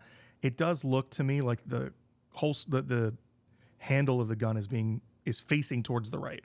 So yes, his left hand is situated there. Situated there, right. But I don't know that you could draw it conclusion. I don't think you could, if you were in that situation and you had your pistol holstered in that direction, I don't think you were able to draw it easily left-handed unless you're holding it upside down, maybe. I don't know, but I don't know that that's a conclusion you can draw one way or the other. Got Blackbat29 here. Hashtag Hey Josh. Is it true there's footage of him with no backpack and no gun? Then he comes back. We have an image right now. We're going to go through here. This. There's the image right there. This is the image, but we're going to go through right now the footage that we do have. And Garrett, if we can play it through, are we able to slow it down in here? Let me see if I'm curious. Do that. Yes, we can. Speed. Do it half Let's speed. Go half for speed now. to start. And then I'm just going to reset it real quick. And as you can see here, approaching the door, there it is. The eyes coming over and viewing the camera and starting to block that camera with that hand. And right there is where you can see. Let's see if I can back it up. The eyes. Bit. Yeah, I'm looking at the wrist a little bit more here as we have a slower playback speed. And it is the right hand that is being used to block the camera here. And then the left hand coming up under it. Again, not sure what he's doing to this point because the left hand's just under the camera's range there. Again, looking at it. And then at this point, turning around and presumably looking for something that would help him cover it, break it. We don't know. Then he steps over, I'm using he, but technically at this point, it's they. Unclear who this could be, yes. Step over, and this is when this person then grabs the plant. You can see at this point a flashlight in the mouth. I'm curious, can we rewind just a little bit, Garrett? Can we see if there's a point in which, where would this flashlight come from? Was this flashlight just, it feels like it wouldn't have just been in the mouth. But is it placed into the mouth at some point? I don't see a movement There's not a point where I see it being put in the mouth. Is it right there? No, it doesn't look like it. It looks like it's already in the mouth when he walks up here. Let's go back to the front here. It looks like so Mouth he's got his mouth closed here. This is an intriguing part. Maybe it happened. Maybe he's got it in hand there, and it's, I don't know. Then he Doesn't goes, seem head like it's goes in the off hand. camera.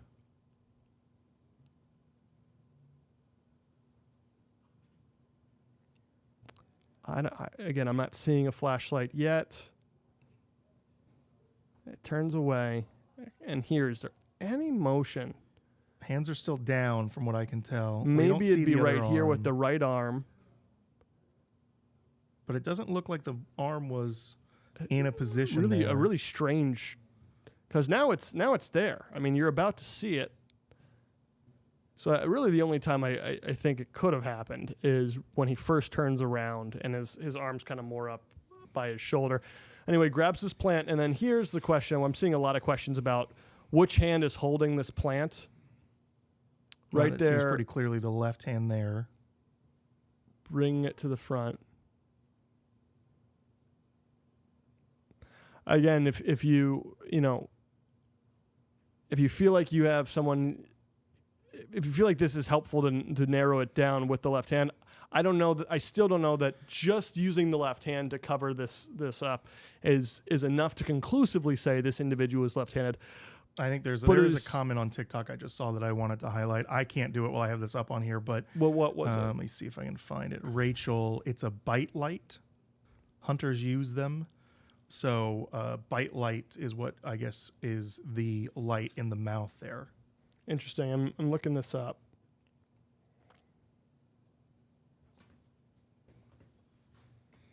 I see. So bite light, yeah. It is interesting though. Some of these bite lights look a little bit larger than maybe we would see from this video specifically. And what I mean by that, I mean the actual light itself that we would be seeing in the video. It looks. We had people bring up maybe it was a pen light, right? And that might that to me is a compelling point because of the size of the light that we get in these photos here. Oh, I need to restart that. Sorry. Christina asking again, joining late, did we discuss we're discussing everything, but again, pointing out Patel released the subject when there was no gun, was no a backpack as well. Hey, Josh, is he ringing the bell? We assume. We don't know, actually. Now, maybe that would be a notification that the phone would have been able to pick up. If he did ring the bell, that is not something that was brought up or stated by or reported. Is there video of her coming home? Not that's been released. No, the timeline we talked about, there were notifications of the garage door opening and closing, but not a video that we had seen. And again, if there were video, you assume that interaction was recorded, but it would have also been deleted. And so, whether or not they're spending time recovering something that happened timeline-wise before, maybe they even have recovered it, but it's probably not something they view as relevant to share at this point. Someone says maybe there's a hole in the glove at this point. So they said when he's putting the plant up here, I want to see where is that moment that people are trying to say is a hole. So here's the glove here. I don't see a hole in any space there. Not yet.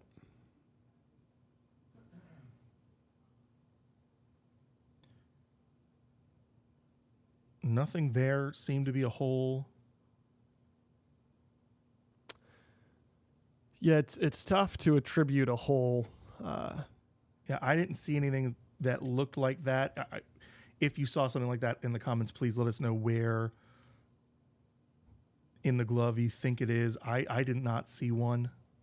A question here that we discussed a little bit yesterday, but do we know the size of those bricks? Could we get the height of the perpetrator here? I am certain that is something that, if it hasn't been done already, is going to be done, whether it be by the FBI themselves, which if I had to guess, they've probably done that, but also, some of these internet sleuths who can take a video like this, go frame by frame and say, okay, what kind of brick is this? Can we estimate the size? If these bricks are typical bricks, does that mean they are X amount of height per brick? And then you count the brick and you do the math there, right? And then you come out with a number. It is an interesting question that I'm sure is if it hasn't been answered already, will shortly be. Some people talking about hashtag Hey Garrett. That flashlight probably is a pen light. He bites down to turn it on. You can see a bite light when he comes around walking up to the porch. Yeah, that we've seen bite light, pen light. We've seen multiple different suggestions for that. Could be any of that. Honestly, it's hard to tell. I've seen this, and I'll bring it up. Someone's saying, hey, Josh, there's a tracker in Apple Watches. Again, the Apple Watch is still, it is in possession of the family and the FBI. That was the Apple Watch was not taken. Most of her possessions were left behind in the home. Her wallet, her phone. Her medication, which is the big one, and the Apple Watch as well. So, yeah, it's certainly true that there is a tracker in the Apple Watches. Unfortunately, doesn't seem like she has them on. Yeah, we're getting this from Lindsay. Hashtag, hey, Josh, does the family get notified of movement at her house? We don't know. There are certainly some family. My family gets notifications of movement at my grandmother's house. These are, interesting questions. But again, just saying, noting that they have a Ring app themselves, they get notified if a bug flies into view.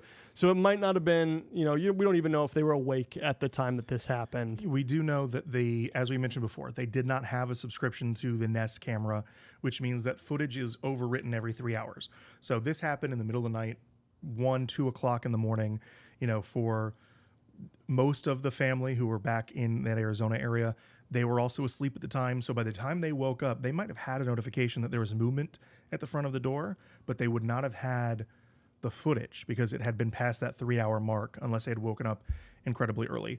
We can assume that they just didn't have the notification, or that the notification maybe was, like, again, so frequent because of animals or anything like that, that they didn't think it was a problem, because we know they did not think to check on Nancy until the church that she regularly attends, somebody from the church had contacted them and said, hey, your mother was not here today. Is everything okay?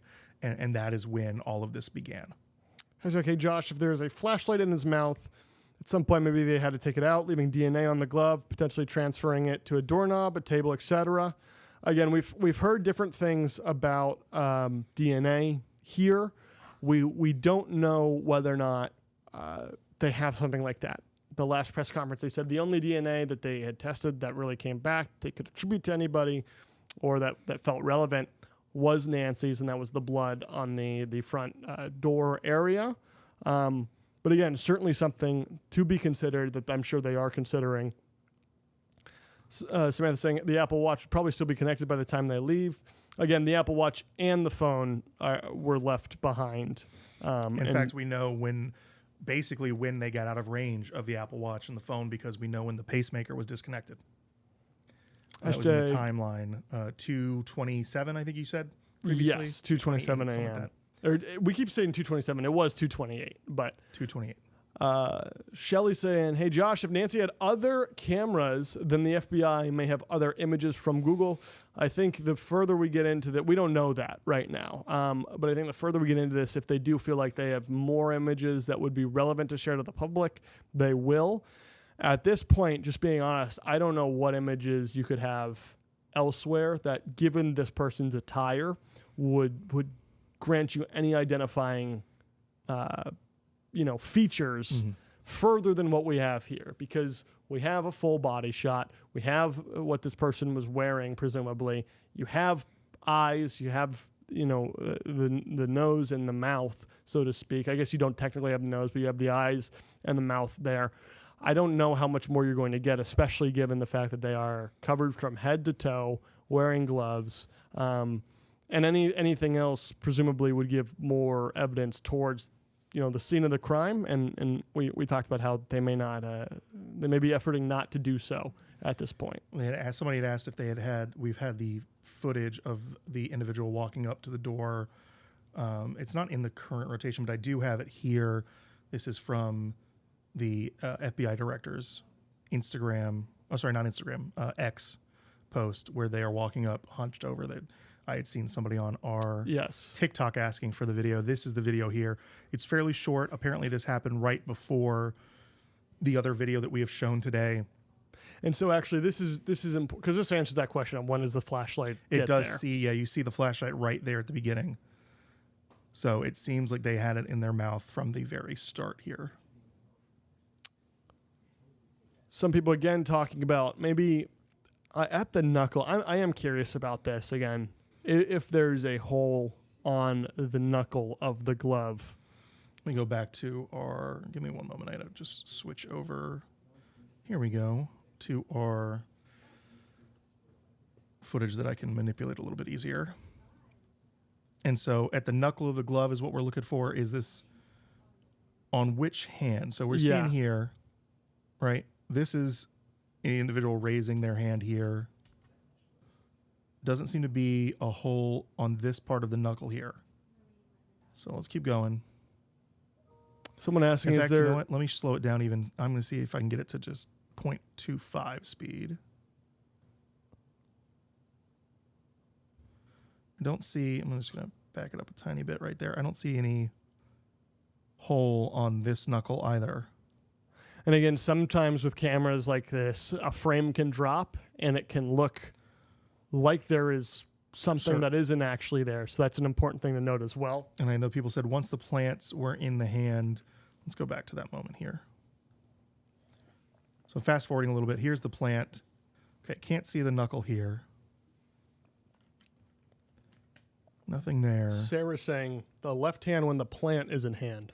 So right here. I mean, I see what looks like maybe a mark or a dent in here. A marker dent in there, but again, it's hard to attribute that. I don't see a hole necessarily right here. Let's try a little bit further. It's not a hole. It's just the light reflecting here. Maybe they're talking about this right here, but that's not a hole. That looks like the plant, maybe a piece of the plant or just a reflection on the leather or rubber of the glove, whatever material it is made out of. Yeah, it's hard to attribute camera tattoo on right arm. Yeah, or identify that specifically.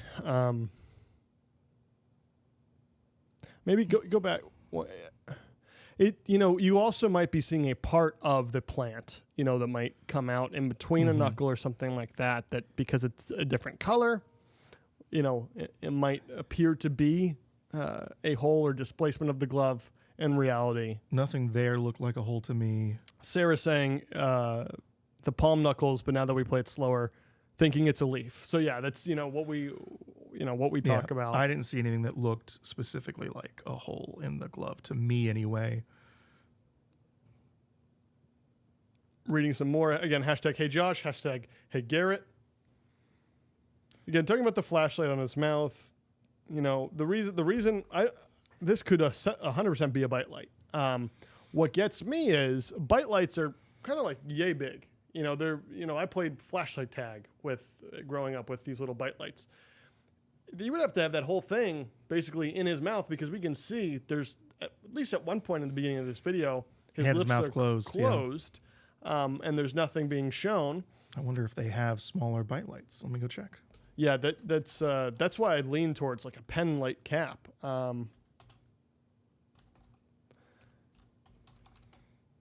Forgive us, folks, for one moment here. I'm trying to look to see. But yeah, I do see the bite light as you're mentioning in there. You see what I mean? Long. It's some of the images I'm seeing, if you can see the palm of my hand out here, it's basically from my palm to the end of my finger. And that's a small light. It's not, a huge flashlight that you might expect a security card or something like that to have. But then, you got to consider the way that this light is being presented in this video. Yeah, you could see there he doesn't have it in that photo. Actually, let me see if we can pause that back, move back here and pull this full. There's no bite lights normally would stick out of the front of the mouth, right? They've got a mount basically where you can bite down on it, but the light still hangs out of the front. It doesn't go all the way in the mouth. So I don't know if it is a bite light. Now it could be, maybe there's a bite light mini that I'm just unaware of, but I don't see anything there that indicates like a traditional bite light, like I'm more familiar with. Yeah. Again, people asking, was the Apple Watch in possession of the family prior to Nancy's disappearance? I guess, we can't technically say for sure if the family had it. My assumption is that it would be, well, I mean, the watch was with Nancy, so we could say We're assuming it was left at the home. because it was the watch that connected. So actually, yes, we can say that Nancy had the watch because it was connected to her pacemaker, and we have that data that they know when the pacemaker disconnected from the watch. Intuitively, that would tell you she was near the watch. Look at the right. We're seeing. We're looking to look at. We're getting a request to look at the right wrist on this footage, Garrett. Well, let me pull that up here. Go full and go back to this image here. Right wrist for this is, I'm assuming, the tattoo moment that people have talked about. Yes. So let's see here. This is, again, the slowest I can get it going. Got it in full for you guys.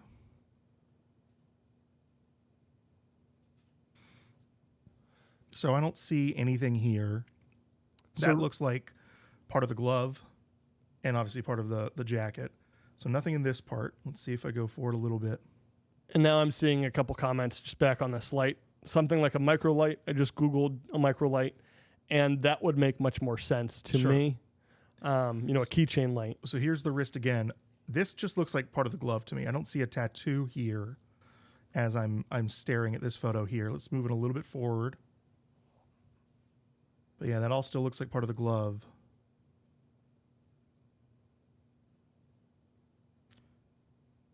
Yeah, you can see the glove bunching right here on the other hand. So I think that it, to me, shows that the other side, the glove is just bunched up a bit. I don't see that that is. Yes, I see bottom wrist. Let me check back over here.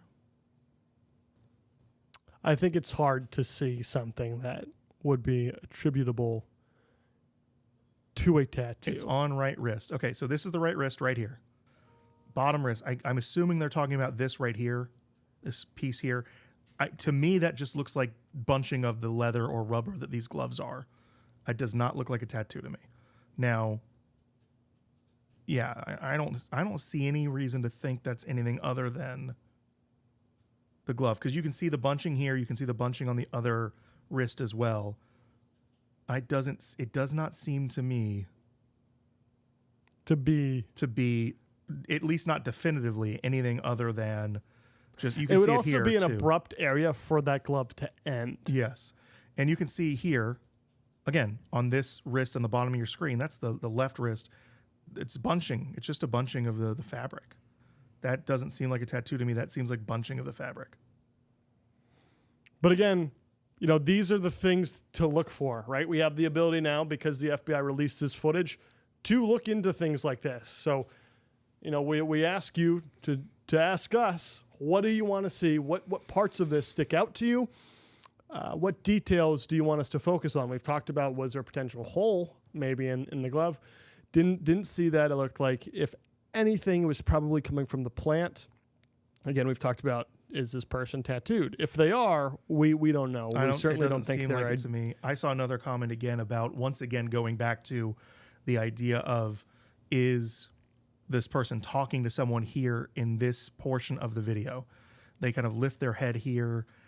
I don't think there's anything definitive to say that they are talking to somebody. And in fact, I'd say they're probably not talking to anybody if you just think about the fact that they have a light in their mouth, right?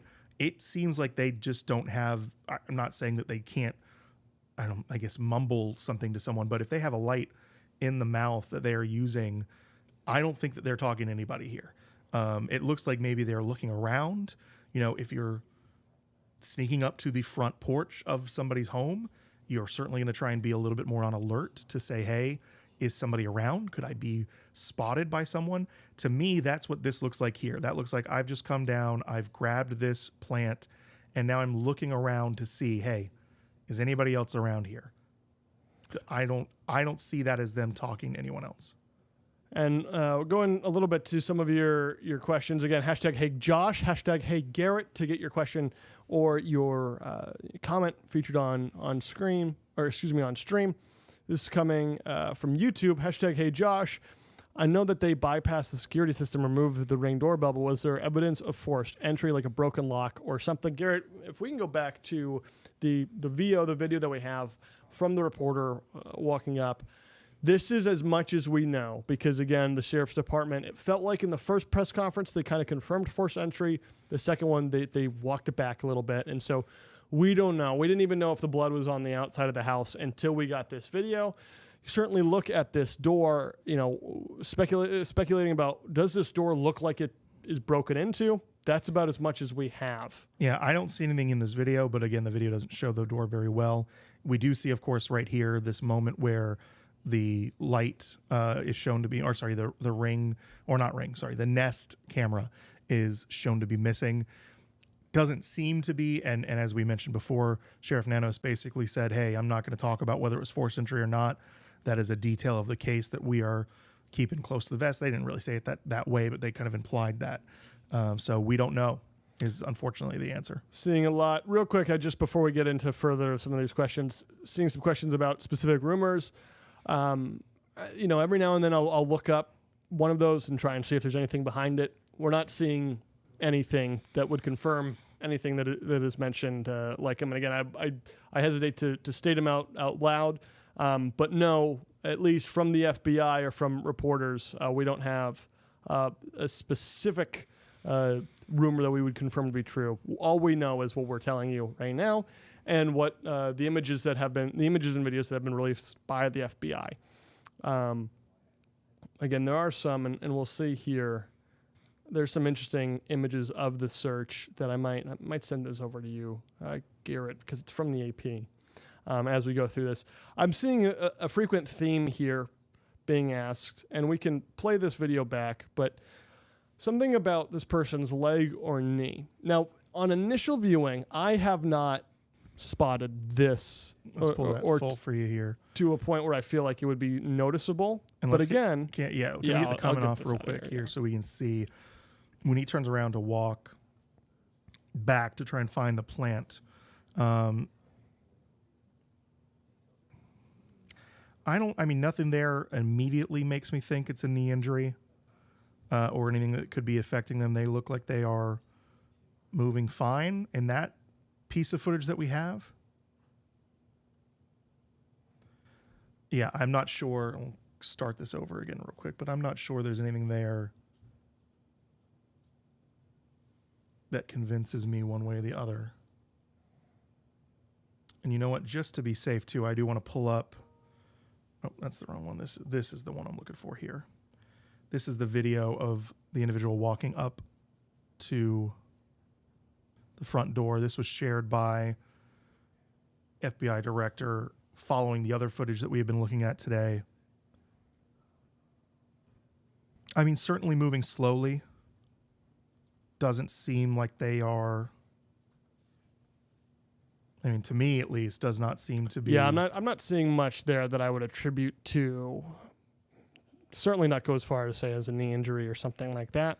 But again, these are the questions that are being asked. Someone's saying they just think it's awkward. They look awkward bending over due to the location of, again, that holster there. That could be it. I mean, it's certainly possible.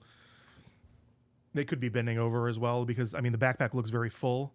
Perhaps the backpack's heavy and they're leaning forward to compensate is a possibility as well. You know, just briefly going back to this, Donna looked up a bite light, 1.5 inches, much more tolerable if you're keeping it in your mouth and your lips are covering the light there. Someone's saying, actually, Kayla asking an interesting question on TikTok, hashtag Hey Josh, someone just mentioned Wi-Fi. Could the suspect's phone have tried to connect? Any insight there? So again, it would have to be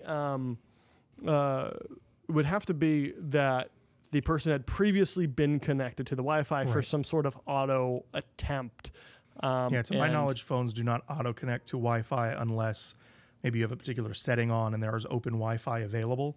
But yeah, I'm sure that's something being looked into. Correct. If the phone was familiar with Nancy Guthrie's home, right, then perhaps maybe that is not saying that it would rule out anybody, but maybe that is something that they're looking at when they talked about, looking at the people who have worked in the home or worked around the home before. But that is unclear. Hey, Garrett, was this Nest footage only able to be recovered because he broke the camera? would have just been looped over? I don't know. We don't know that for sure. We only know that the FBI, when they addressed getting this camera footage, they addressed talking about with third party. Obviously, it's assumed to be Google, who owns Nest, which is what the camera was. It's assumed that Google was able to recover the footage, whether that be because it was deleted and we don't kept it in a server somewhere, or if it was never deleted, as you mentioned, because of this. We don't know for sure. I'm not really sure how Nest footage works in terms of when it loops over the footage. It's a possibility, though. We also don't know, and I want to make sure that we are aware, we don't know that the camera is broken. We only know that it is missing, right? We do not know if the camera was smashed, if the camera was just taken with the individual. A lot of people have talked about previously, could these cameras be tracked by any type of GPS or anything like that in the camera? From what we found yesterday, we tried to find that answer for you. And from what we found from Google, Nest cameras do not have that kind of capability. They do not have a GPS inside of them to track the camera. Only, the video recording software and footage and hardware rather available to them. They don't have any type of GPS tracking. Autumn asking, hashtag, hey Josh, have they looked through Nancy's phone, like messages and calls? I'm sure they have. That's a very early step in processes like this. Taylor asking a question, I think that's on everyone's minds. Hashtag, hey Josh, is she okay? We don't know. We don't know if anything has been sent to them that would, imply a certain state that she is or isn't in. All we know is the Guthrie family has said consistently they are operating and moving forward as if they're looking for a living person. And as have officials, both Pima County Sheriff's Office and the FBI have been clear that they are treating this still as a rescue, if you will, not as a recovery. They are operating with the assumption that she's alive. We're getting a lot of questions, comments about the jackets again. And so I wonder, Garrett, if we can bring up, I know we did a side-by-side. Are we able to bring that up again here and see? Let me get it set up here, side-by-side. So with and without the jacket is what we're looking for. And while you're doing that, father figure on TikTok saying, hey, Josh, there's a blue Amazon package that on the video on the right side of the porch, not here, odd. Yeah, we don't know when that was delivered. That's one of the questions that people have had, and they actually asked the person who was detained. He was asked by reporters, "Did you deliver an Amazon package?" And he said, "I could have. I might not have. I don't know. But that was something that was there in the video from around the front." Okay, I'm getting the side by side up here for you guys. And then, let me see, I'm going to zoom in a little bit. And then also I'm going to try and see if I can get this banner out of here real quick. All right, so there's the side-by-side that we're seeing. People a lot have talked about if these are two different individuals. I think that Stacy, when she was here as well, as Josh and I kind of agreed, this looks like the same individual to me. The jacket, the pants, the shoes all look the same, as do the gloves and the mask. People pointed out there was seemingly this black stripe right here. Are we able on the right photo to really zoom in just as much as possible into that center? Both of them in, but let's see if we can kind of. Yeah, you can start to, right there, I think on that left photo, on that right photo, you can see it does appear, it is darker in that same vicinity, in that same area. Like there is a stripe here. We'd also talked about maybe this stripe was part of the backpack. Still could be possible. But no, it does look like there is something here. That could be that same stripe. So it looks to me like the same jacket as well. Someone asking about, there was a third note. I don't want to title it a ransom note because the third note that was brought up that was sent today, it was TMZ that claimed that they had it sent to them, was asking for a Bitcoin, and in return they would give information about this person. They weren't claiming to be the person. They were just saying that maybe they have information, wanted a Bitcoin. We don't know the validity of that. We don't know how seriously that's being taken. I'm sure the FBI is looking into that message. We do know, though, that they have talked about this. The FBI has talked about they have arrested an individual already that was not involved with the Nancy Guthrie's disappearance, but seemed to be I'm sorry, what is the word I'm looking for? A fake Right. Now I'm blank. yeah, of course we're phony blanking. is the word that came to mind, but that's Phony, not. That's well, it might be a word to describe it. That's not the who word that was they would have faking used. their involvement in an attempt to get a ransom. So they have already done that. What is that word? Now that word. It's going to stick in my. If you think head you the know whole what the time. word that we are thinking of, let us know. And Imposter. Thank you. There Why we couldn't go. I think of imposter? Thank you for chat pointing that out. But yes, it does seem like an imposter has already been arrested involved with this. So when we talk about any ransom notes that have or have not come in, we don't really know if any of them are valid. And I don't think the FBI knows that yet either. So there's, they're treating them incredibly seriously, and they're following up on all of the different leads that they have, including these notes that are coming in, which obviously has led to one arrest already when it comes to that imposter. So it's just be careful before you decide that you're trying to take advantage of a vulnerable situation like this, because you're going to probably end up behind bars. Yeah, I've seen a couple times questions about, and this is coming from Adriana. Hey Garrett, hey Josh, was it confirmed that the back door was found wide open? No, that has not been confirmed. It's been reported by some, and then it's been reported by others that it was or it wasn't. It's not something that we've been getting from the FBI directly. It's not something that we've been getting from the Pima County Sheriff's Department. So again, that is a piece of information that has, been talked about, but that's not something directly coming from them, Right. or that we've heard as a root piece of evidence from this. Sheriff Nanos even said in that press conference a while back that, they're not going to confirm or deny anything like that. They don't know where the report is coming from. So unfortunately, we don't know, and we're not going to know. They talked about this too. They're not going to hold another press conference until they have something more solid in this case. You would think maybe, talk about the photos and the footage releasing is a solid piece of information, but it seems like they're really waiting for a suspect to be identified before they host another press conference, before they release any more information, whether that be because they're trying to work around the clock and they don't want to take the time out to do something like that, or just because they don't want to reveal any information to whoever this might be in terms of where their investigation has led them to.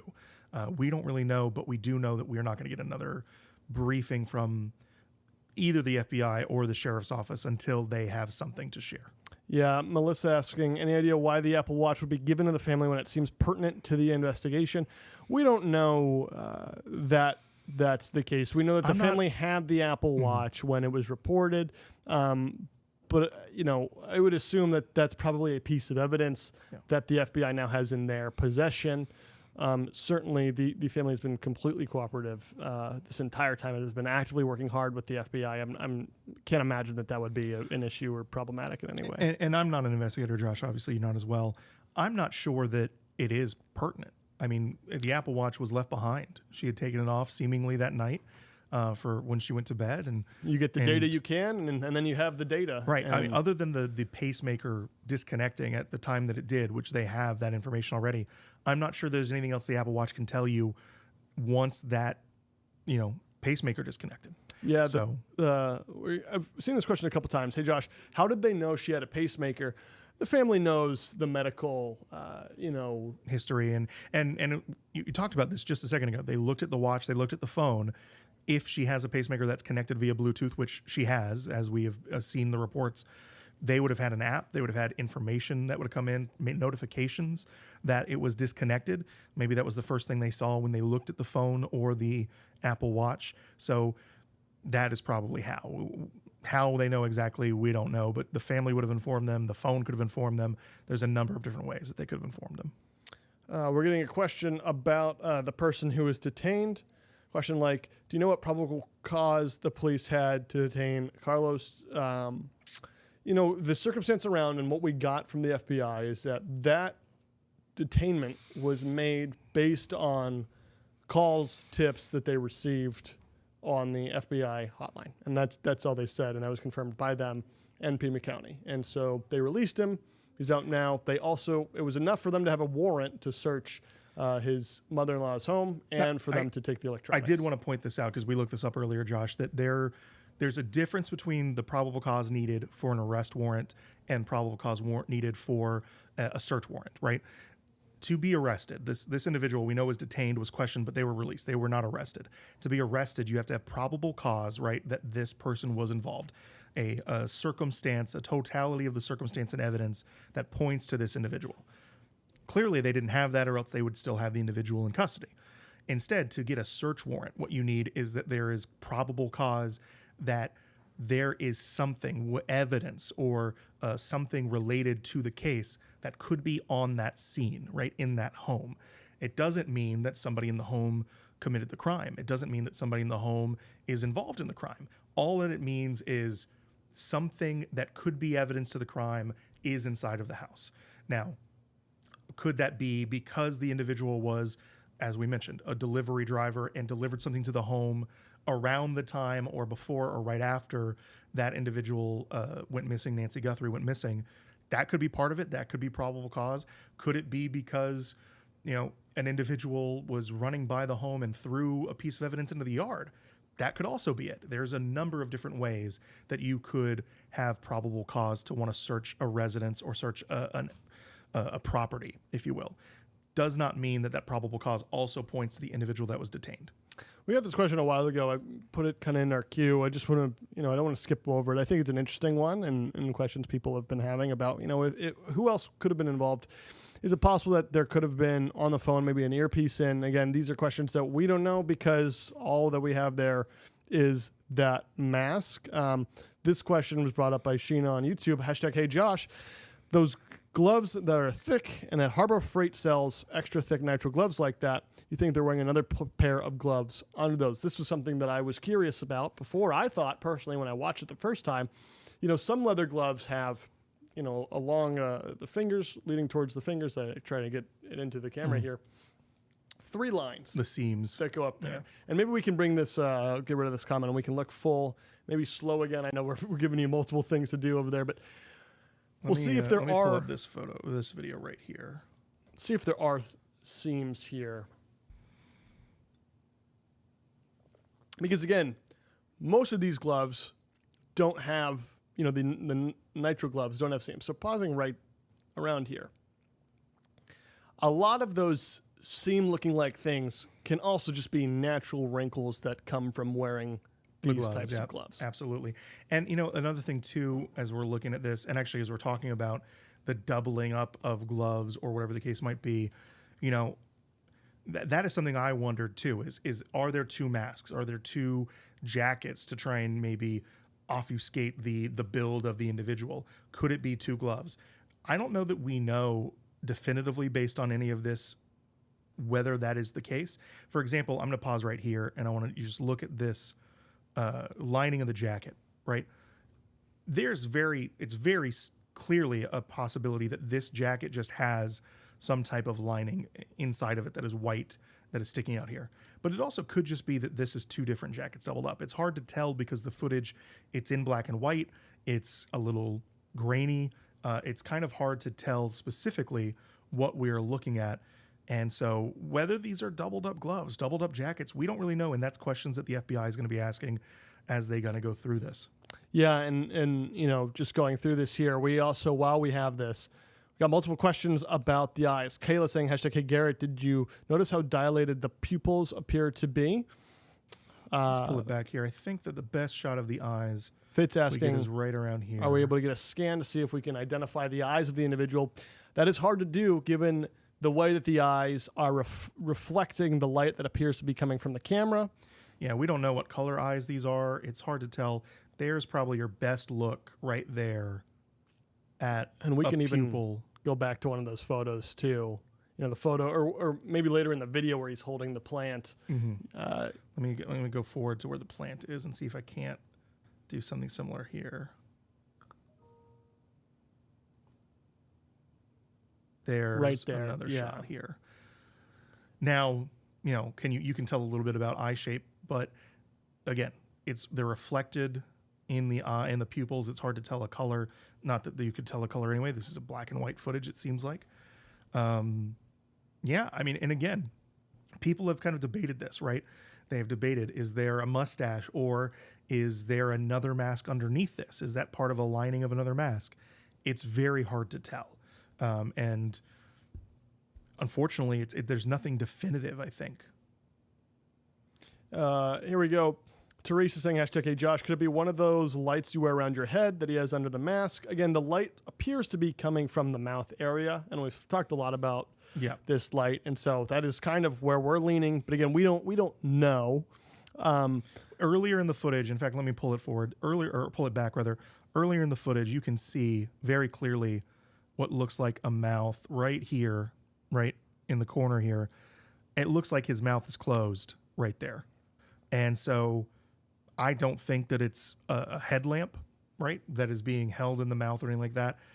It's much more likely to me that it's one of those micro bite lights or something like that that could be used there. Gary asking on YouTube, hashtag, hey, Josh, do you think he could have purchased the flashlights, the holster, gloves, etc., from a place like a flea market? We don't know.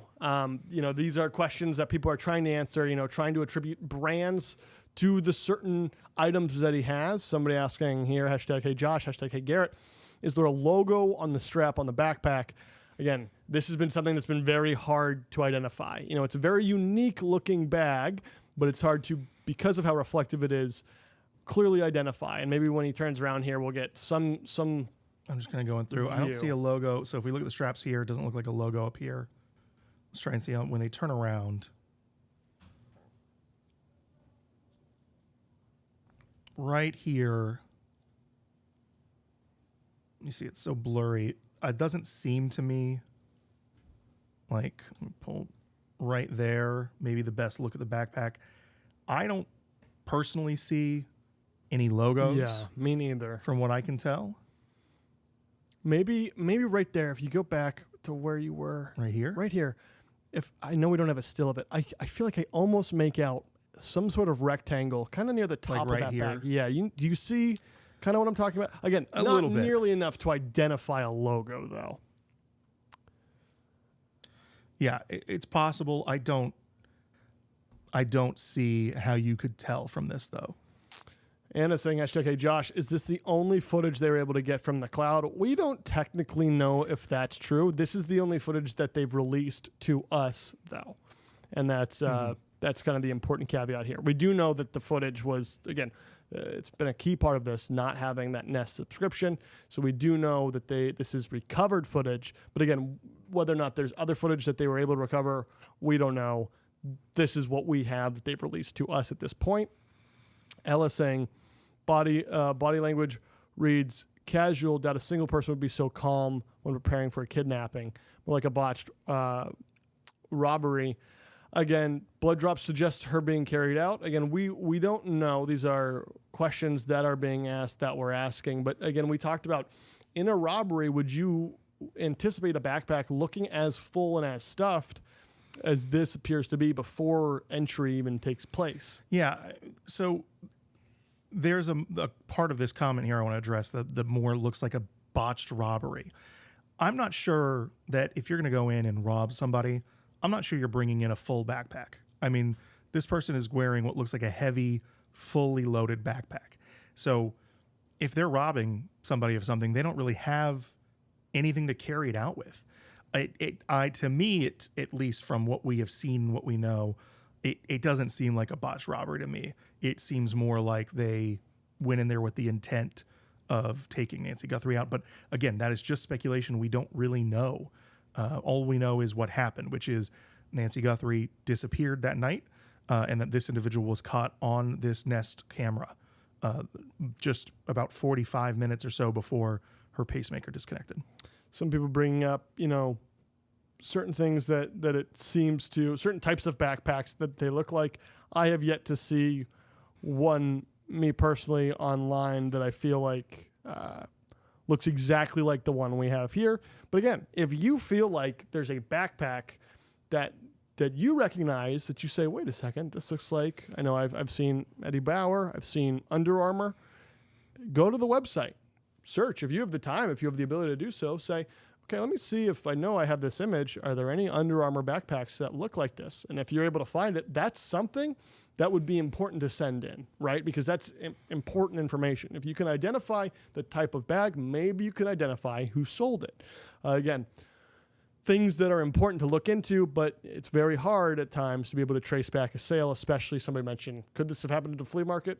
You know, we don't really have the ability to tell you that it didn't, right? And so, but regardless, these are still good questions to ask, still important things to consider, because then again, if someone feels like, wait a second, I feel like I recognize a little bit of the features here, and you know what, that person does have that type of backpack.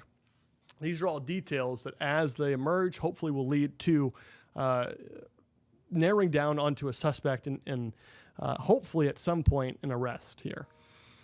Yeah, I've seen comments talking about no backpack. Yes, there is a photo of the individual who seemed to have come to the front of the home without a backpack, and actually also without the gun holster and the gun in the front of their person. Whether that's because they were just scouting the area out before they came back, we don't know. But that is footage that we do have, or at least that is an image that we do have, seemingly before this moment where the individual made their way to the front door and eventually removed that Nest camera. And I'm curious, Garrett, do we still have the images coming from where they were doing the search, the live shot? Or we do not. We lost that live shot. Okay. AP had taken that down, but they were earlier today searching the Catalina foothills near the Guthrie homes, where presumably, obviously, the possibility that there was a car that may have driven away from Nancy Guthrie's home with her inside, or who knows what else could have been. And real quick, I just want to mention we're getting a lot of messages still. TikTok, Facebook, YouTube. We want to welcome you all in. We want to feature them, right? The best way to get your comment, your question featured, hashtag HeyGarrett, hashtag HeyJosh. That is what will kind of move it up the line, so to speak, move it to the front of the queue. We'll see it, and then that's how to get featured here. Those are the two key words, two key phrases to use here. Again, some people asking about, could he have thought no one was home because her car was in the garage? We don't know the location of the car at the time. All we know regarding the garage is they have the time the garage closed. That was around 9:48, 9:50 p.m., much before, presumably, this camera got disconnected at 1:47 a.m. And so, but again, all questions are good questions in a situation like this. As this morning, we thought maybe there was a detained potential suspect. We thought maybe we're getting to a point of breakthrough here, and we didn't end up getting there. We've been going a little bit. Speaking of that person, talking about that situation, the mindset of having the FBI come knock on your home and say, hey, we have a warrant. We're going to come in. We're going to look around and potentially take your electronics. Garrett, I wonder if we can put the clip back up, if we still have it, of the mother-in-law of the individual who was detained today. Yes, we do. My daughter and him and the kids, my grandkids, were doing DoorDashing when they got stopped here, and I don't know what kind of questions they asked them. But when we got home, I wasn't at home. When we got home, we found out that they took my son out. They went inside, they busted the doors from my house. They went inside and took my son to the living room and had him handcuffed, and then got him outside. That's when the time that we got home, and we asked what was going on, and they couldn't say anything. And they said, and I asked them to have a search warrant to go in my house, and they said, we don't need a search warrant. We could go do that if we want to. So I told them, yeah, I think you need a search warrant. Why did you break my door? You took my son the wrong way. I mean, you heard him. They took my phone, my husband's phone, my daughter's phone, my grandkid's phone, and my son-in-law's phone. So again, hearing there from the mother-in-law of the person saying that person was door dashing, and then presumably got pulled over there, and the detaining happened there. We actually do have, I think, as well. Let me pull up this VO. I know that there's a part later here. Yeah, you can see right here. This is where the individual who was detained was pulled over to be spoken to. Obviously they questioned the individual. They have let the individual go since. And then today, it's been a while since we've had the live shot, but earlier today we saw them searching that area, the Catalina foothills area. We also saw they were searching residential areas in Rio Rico, which is roughly 60 miles south of Tucson. So they have expanded their search and they continue to do so as they are searching for Nancy. Real quick, I just want to read. We took a tweet from Brian Enton, senior national correspondent at News Nation. He just said there was more from Annie Guthrie's house. Law enforcement showed up in an SUV, went inside with gloves on, came out with a paper bag, also checked the mailbox. Again, this has been a key point that the FBI have been around because the family does live in the area of Nancy, and not unusual for the FBI to be interacting, obviously, with the family of the person who has been kidnapped. And so, again, this coming from Brian on X. Here we go. I just pulled it up here. And again, the scenes there, this is really, because of the scale, this has turned into a massive, there are so many reporters there on the ground right now. Brian, one of them. Brian's been there for a while now, but there's turned into independent journalists who have gone, camped out outside of this area. Yeah, we want to point out to Annie Guthrie's house. I know that there's been a lot of rumors and speculation about who could be involved and why they might be there. Just to be clear, what we do know is that is the home where Nancy Guthrie was last seen eating dinner with her family before she was dropped back off at her house, but the night that this all occurred. So possible that they are there to try and, again, recount some of the events that happened that night, or who knows what else might be the case. But just before people go, I know how people are on the internet. They're going to take any small piece of reporting and point to, oh, this must be the case. We don't know anything yet. And this is not an inherently new thing. They have been to Annie Guthrie's house frequently, as one might expect, over the past week, now pushing into a week and a half. I want to go through some of these questions here a little quickly. We had Melissa, hashtag, hey Josh, has anyone checked on the pacemaker to see if she's still breathing? Again, if the pacemaker were connected, we would probably have a resolution by now, because I'm sure they'd have something else that they could check. The pacemaker was disconnected the night that it was that this footage was taken, and the night that Nancy Guthrie was taken, it disconnected from her phone and from her Apple Watch. Ash Marie, do you believe the type of clothing and attire he's wearing would indicate that there was no car involved? Not a conclusion that we can come to just from this video alone. Hashtag, hey Josh, hashtag, hey Garrett. Could law enforcement do an initial check of the property? How could they miss blood on the steps, but TMZ finds it? Again, I believe that video, I might be wrong, I believe that video actually came from Brian. I think so as well. It's not that they missed it. They weren't going to report it to us. It was a piece of evidence that they were keeping to themselves. They had talked about in the press conferences that they had found some type of DNA evidence that was turned over to forensics. They didn't mention didn't mention what it was, and now we know that at least part of it was the blood. But it seems incredibly unlikely that law enforcement did miss the blood. I don't think that they missed it. Yeah, I mean there was questions, because I think in the first press conference, and it might have been a slip up, because it seemed that he wasn't happy that it was known in the second press conference, but it was asked, about the blood there. Was it inside or outside? Sheriff Nano saying, we're not confirming that it was inside. We're not confirming that it was outside. Then very quickly thereafter, after they had said that they were no longer at the scene and they'd released it back to the family, that's when that video of the blood had come up. So I've seen a couple of times here people saying, hey, can't a doctor check the pacemaker? I'm not 100% sure. Listen, I'm not a medical professional, not 100% sure if this is the case, but just from my Google searching, from looking at, the different heart centers and their websites and their posts about how pacemaker checkups go, I believe you have to have the pacemaker scanned at a area, right? Whether that be through some type of wand that can check the pacemaker's memory to see if it's detecting any anomalies, or maybe in the case of Nancy Guthrie, I suspect probably in the case of a Bluetooth pacemaker, maybe through an alert by the phone or the Apple Watch. I don't think that a doctor just has the ability to log into their computer at the hospital and check the pacemaker from anywhere. Now, again, could be wrong. Maybe that technology exists somewhere, but I was not able to find anything like that when I just did a quick little Google search here. So that would be what I would say here as far as that question goes. Teresa is saying, hashtag, hey Josh, I don't think he knew who lived at this house. And again, there is questions of was there an intent? Was this targeted here? That's technically not something that we know for sure.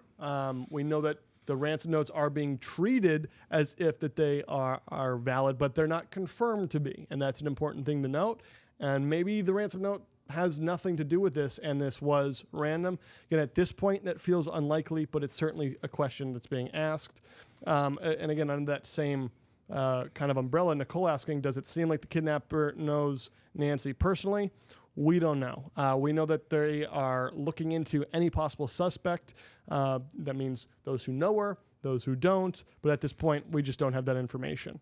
We had gotten earlier questions about a ski mask, but we didn't see anything from the credible reports that we would get and talk about here. Nothing on that yet. Again, a lot of people are calling in with a lot of different tips. So someone might have called in and said that, but regardless of whether or not that is relevant information to this case at this point is unknown. Someone talking about this is something we mentioned before, #HeyJosh, why do you think he was so unprepared for the camera if he seemed so casual? Maybe he wasn't even unprepared for the camera. Maybe he walked up the door at first. One thing that feels certain is the casual nature, the calm tone of his body language as this person came up. And here's an interesting question. That Garrett, maybe we can go back to, the side by side. I'd seen this online before we were live. Has anybody looked at the shoes? And there are, between the two images, the one with the backpack and the one without the backpack, a little bit of a difference in how the shoes at least appear to be presented. And one important piece of note that I talked about at the time, and I still think is pretty relevant, is the fact that you're seeing two images that are from two completely different angles, okay? And they both, and I'll take this out here so we get the full, they both have very high contrasts being attributed to the photo so that you can see, the most detail possible. I'm sure many people are looking at the difference is in shoes and whether or not there is a difference. I will say it seems that this person is probably the same person, given that they are wearing almost to the T. Well, it seems to the T exactly the same thing. The only question here seems to be about the shoes. And again, I don't think we have any angles of them. I mean, this is kind of the best shot we have in terms of solo shots. There seem to be white trainers. They seem to have a black sole.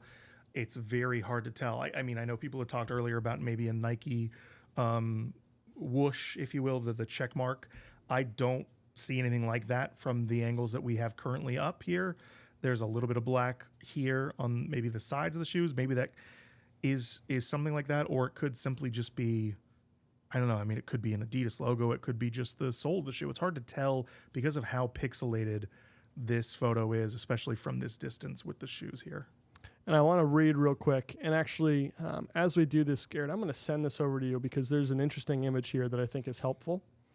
I'll just message this to you right now. But I'm going to read through one of the stories that is most up to date from the AP today. And this is about the search. We talked about the search. And if you see that article, you'll scroll down there to that map. Which, I'm sorry. That one right there. It's bigger on my screen. I don't know if we can potentially blow that up or not. I don't know why it's bigger for me. There we go. There we go. So this is the area that investigators were looking around. Fresh surveillance images are out from Nancy Guthrie's porch the night that she went missing. That's what we've been talking about, coupled with intense police activity across Arizona and the detention of a man that had raised hopes, again, that we talked about, that authorities were nearing a major break. FBI agents fanned out across a neighborhood about a mile from Guthrie's home, and so that's this area in particular. Just hours after the FBI released videos of a person wearing, the gun holster, the ski mask, and everything that we've begun looking at. So again, this is the location of where they've been conducting the search in Rio Rico.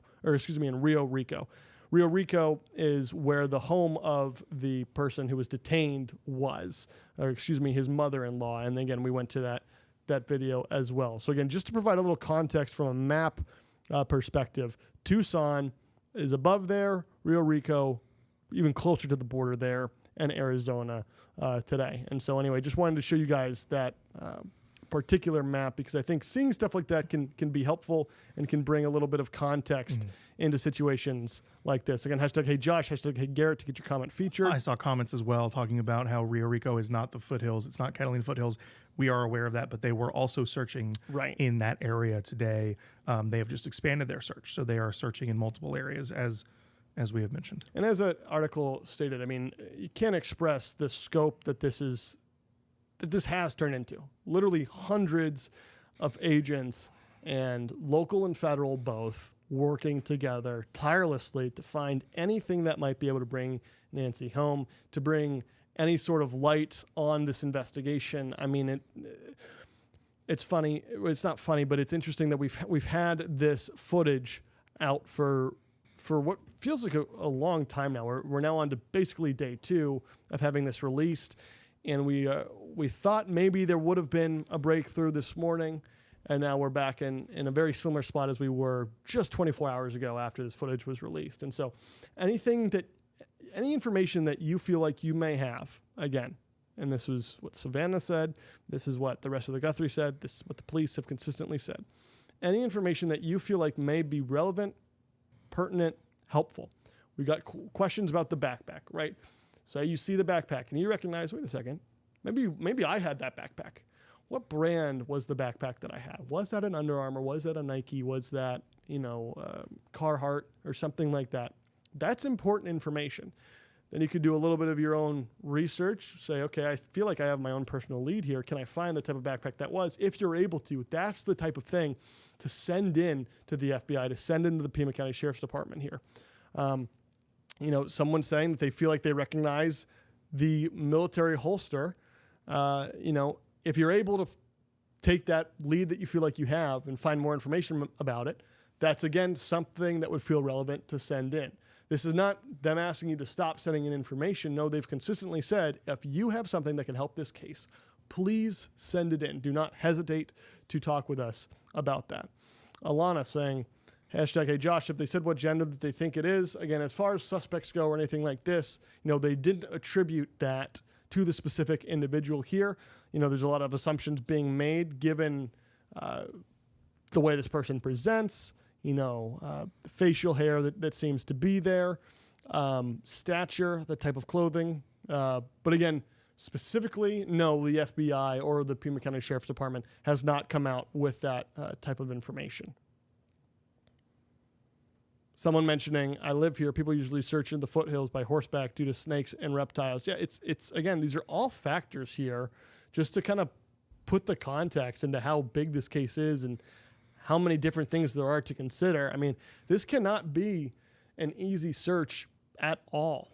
Arizona is very hot, even now in the winter. And not nearly as hot in the summer, but these are all things it is the desert. It's very flat, open, and I'm sure at times it feels like, have I already looked here before? Obviously the FBI has done a lot of this before, but again, we are now on to day 11 of this search, and they continue going back to the house. They continue looking at these different places. So it's something to keep in mind when you really consider how big this story has gotten and the context of all of these individuals coming together to effort, finding evidence, finding any information that could lead to some sort of clarity on this situation. Someone pointing out, not all of Arizona is hot.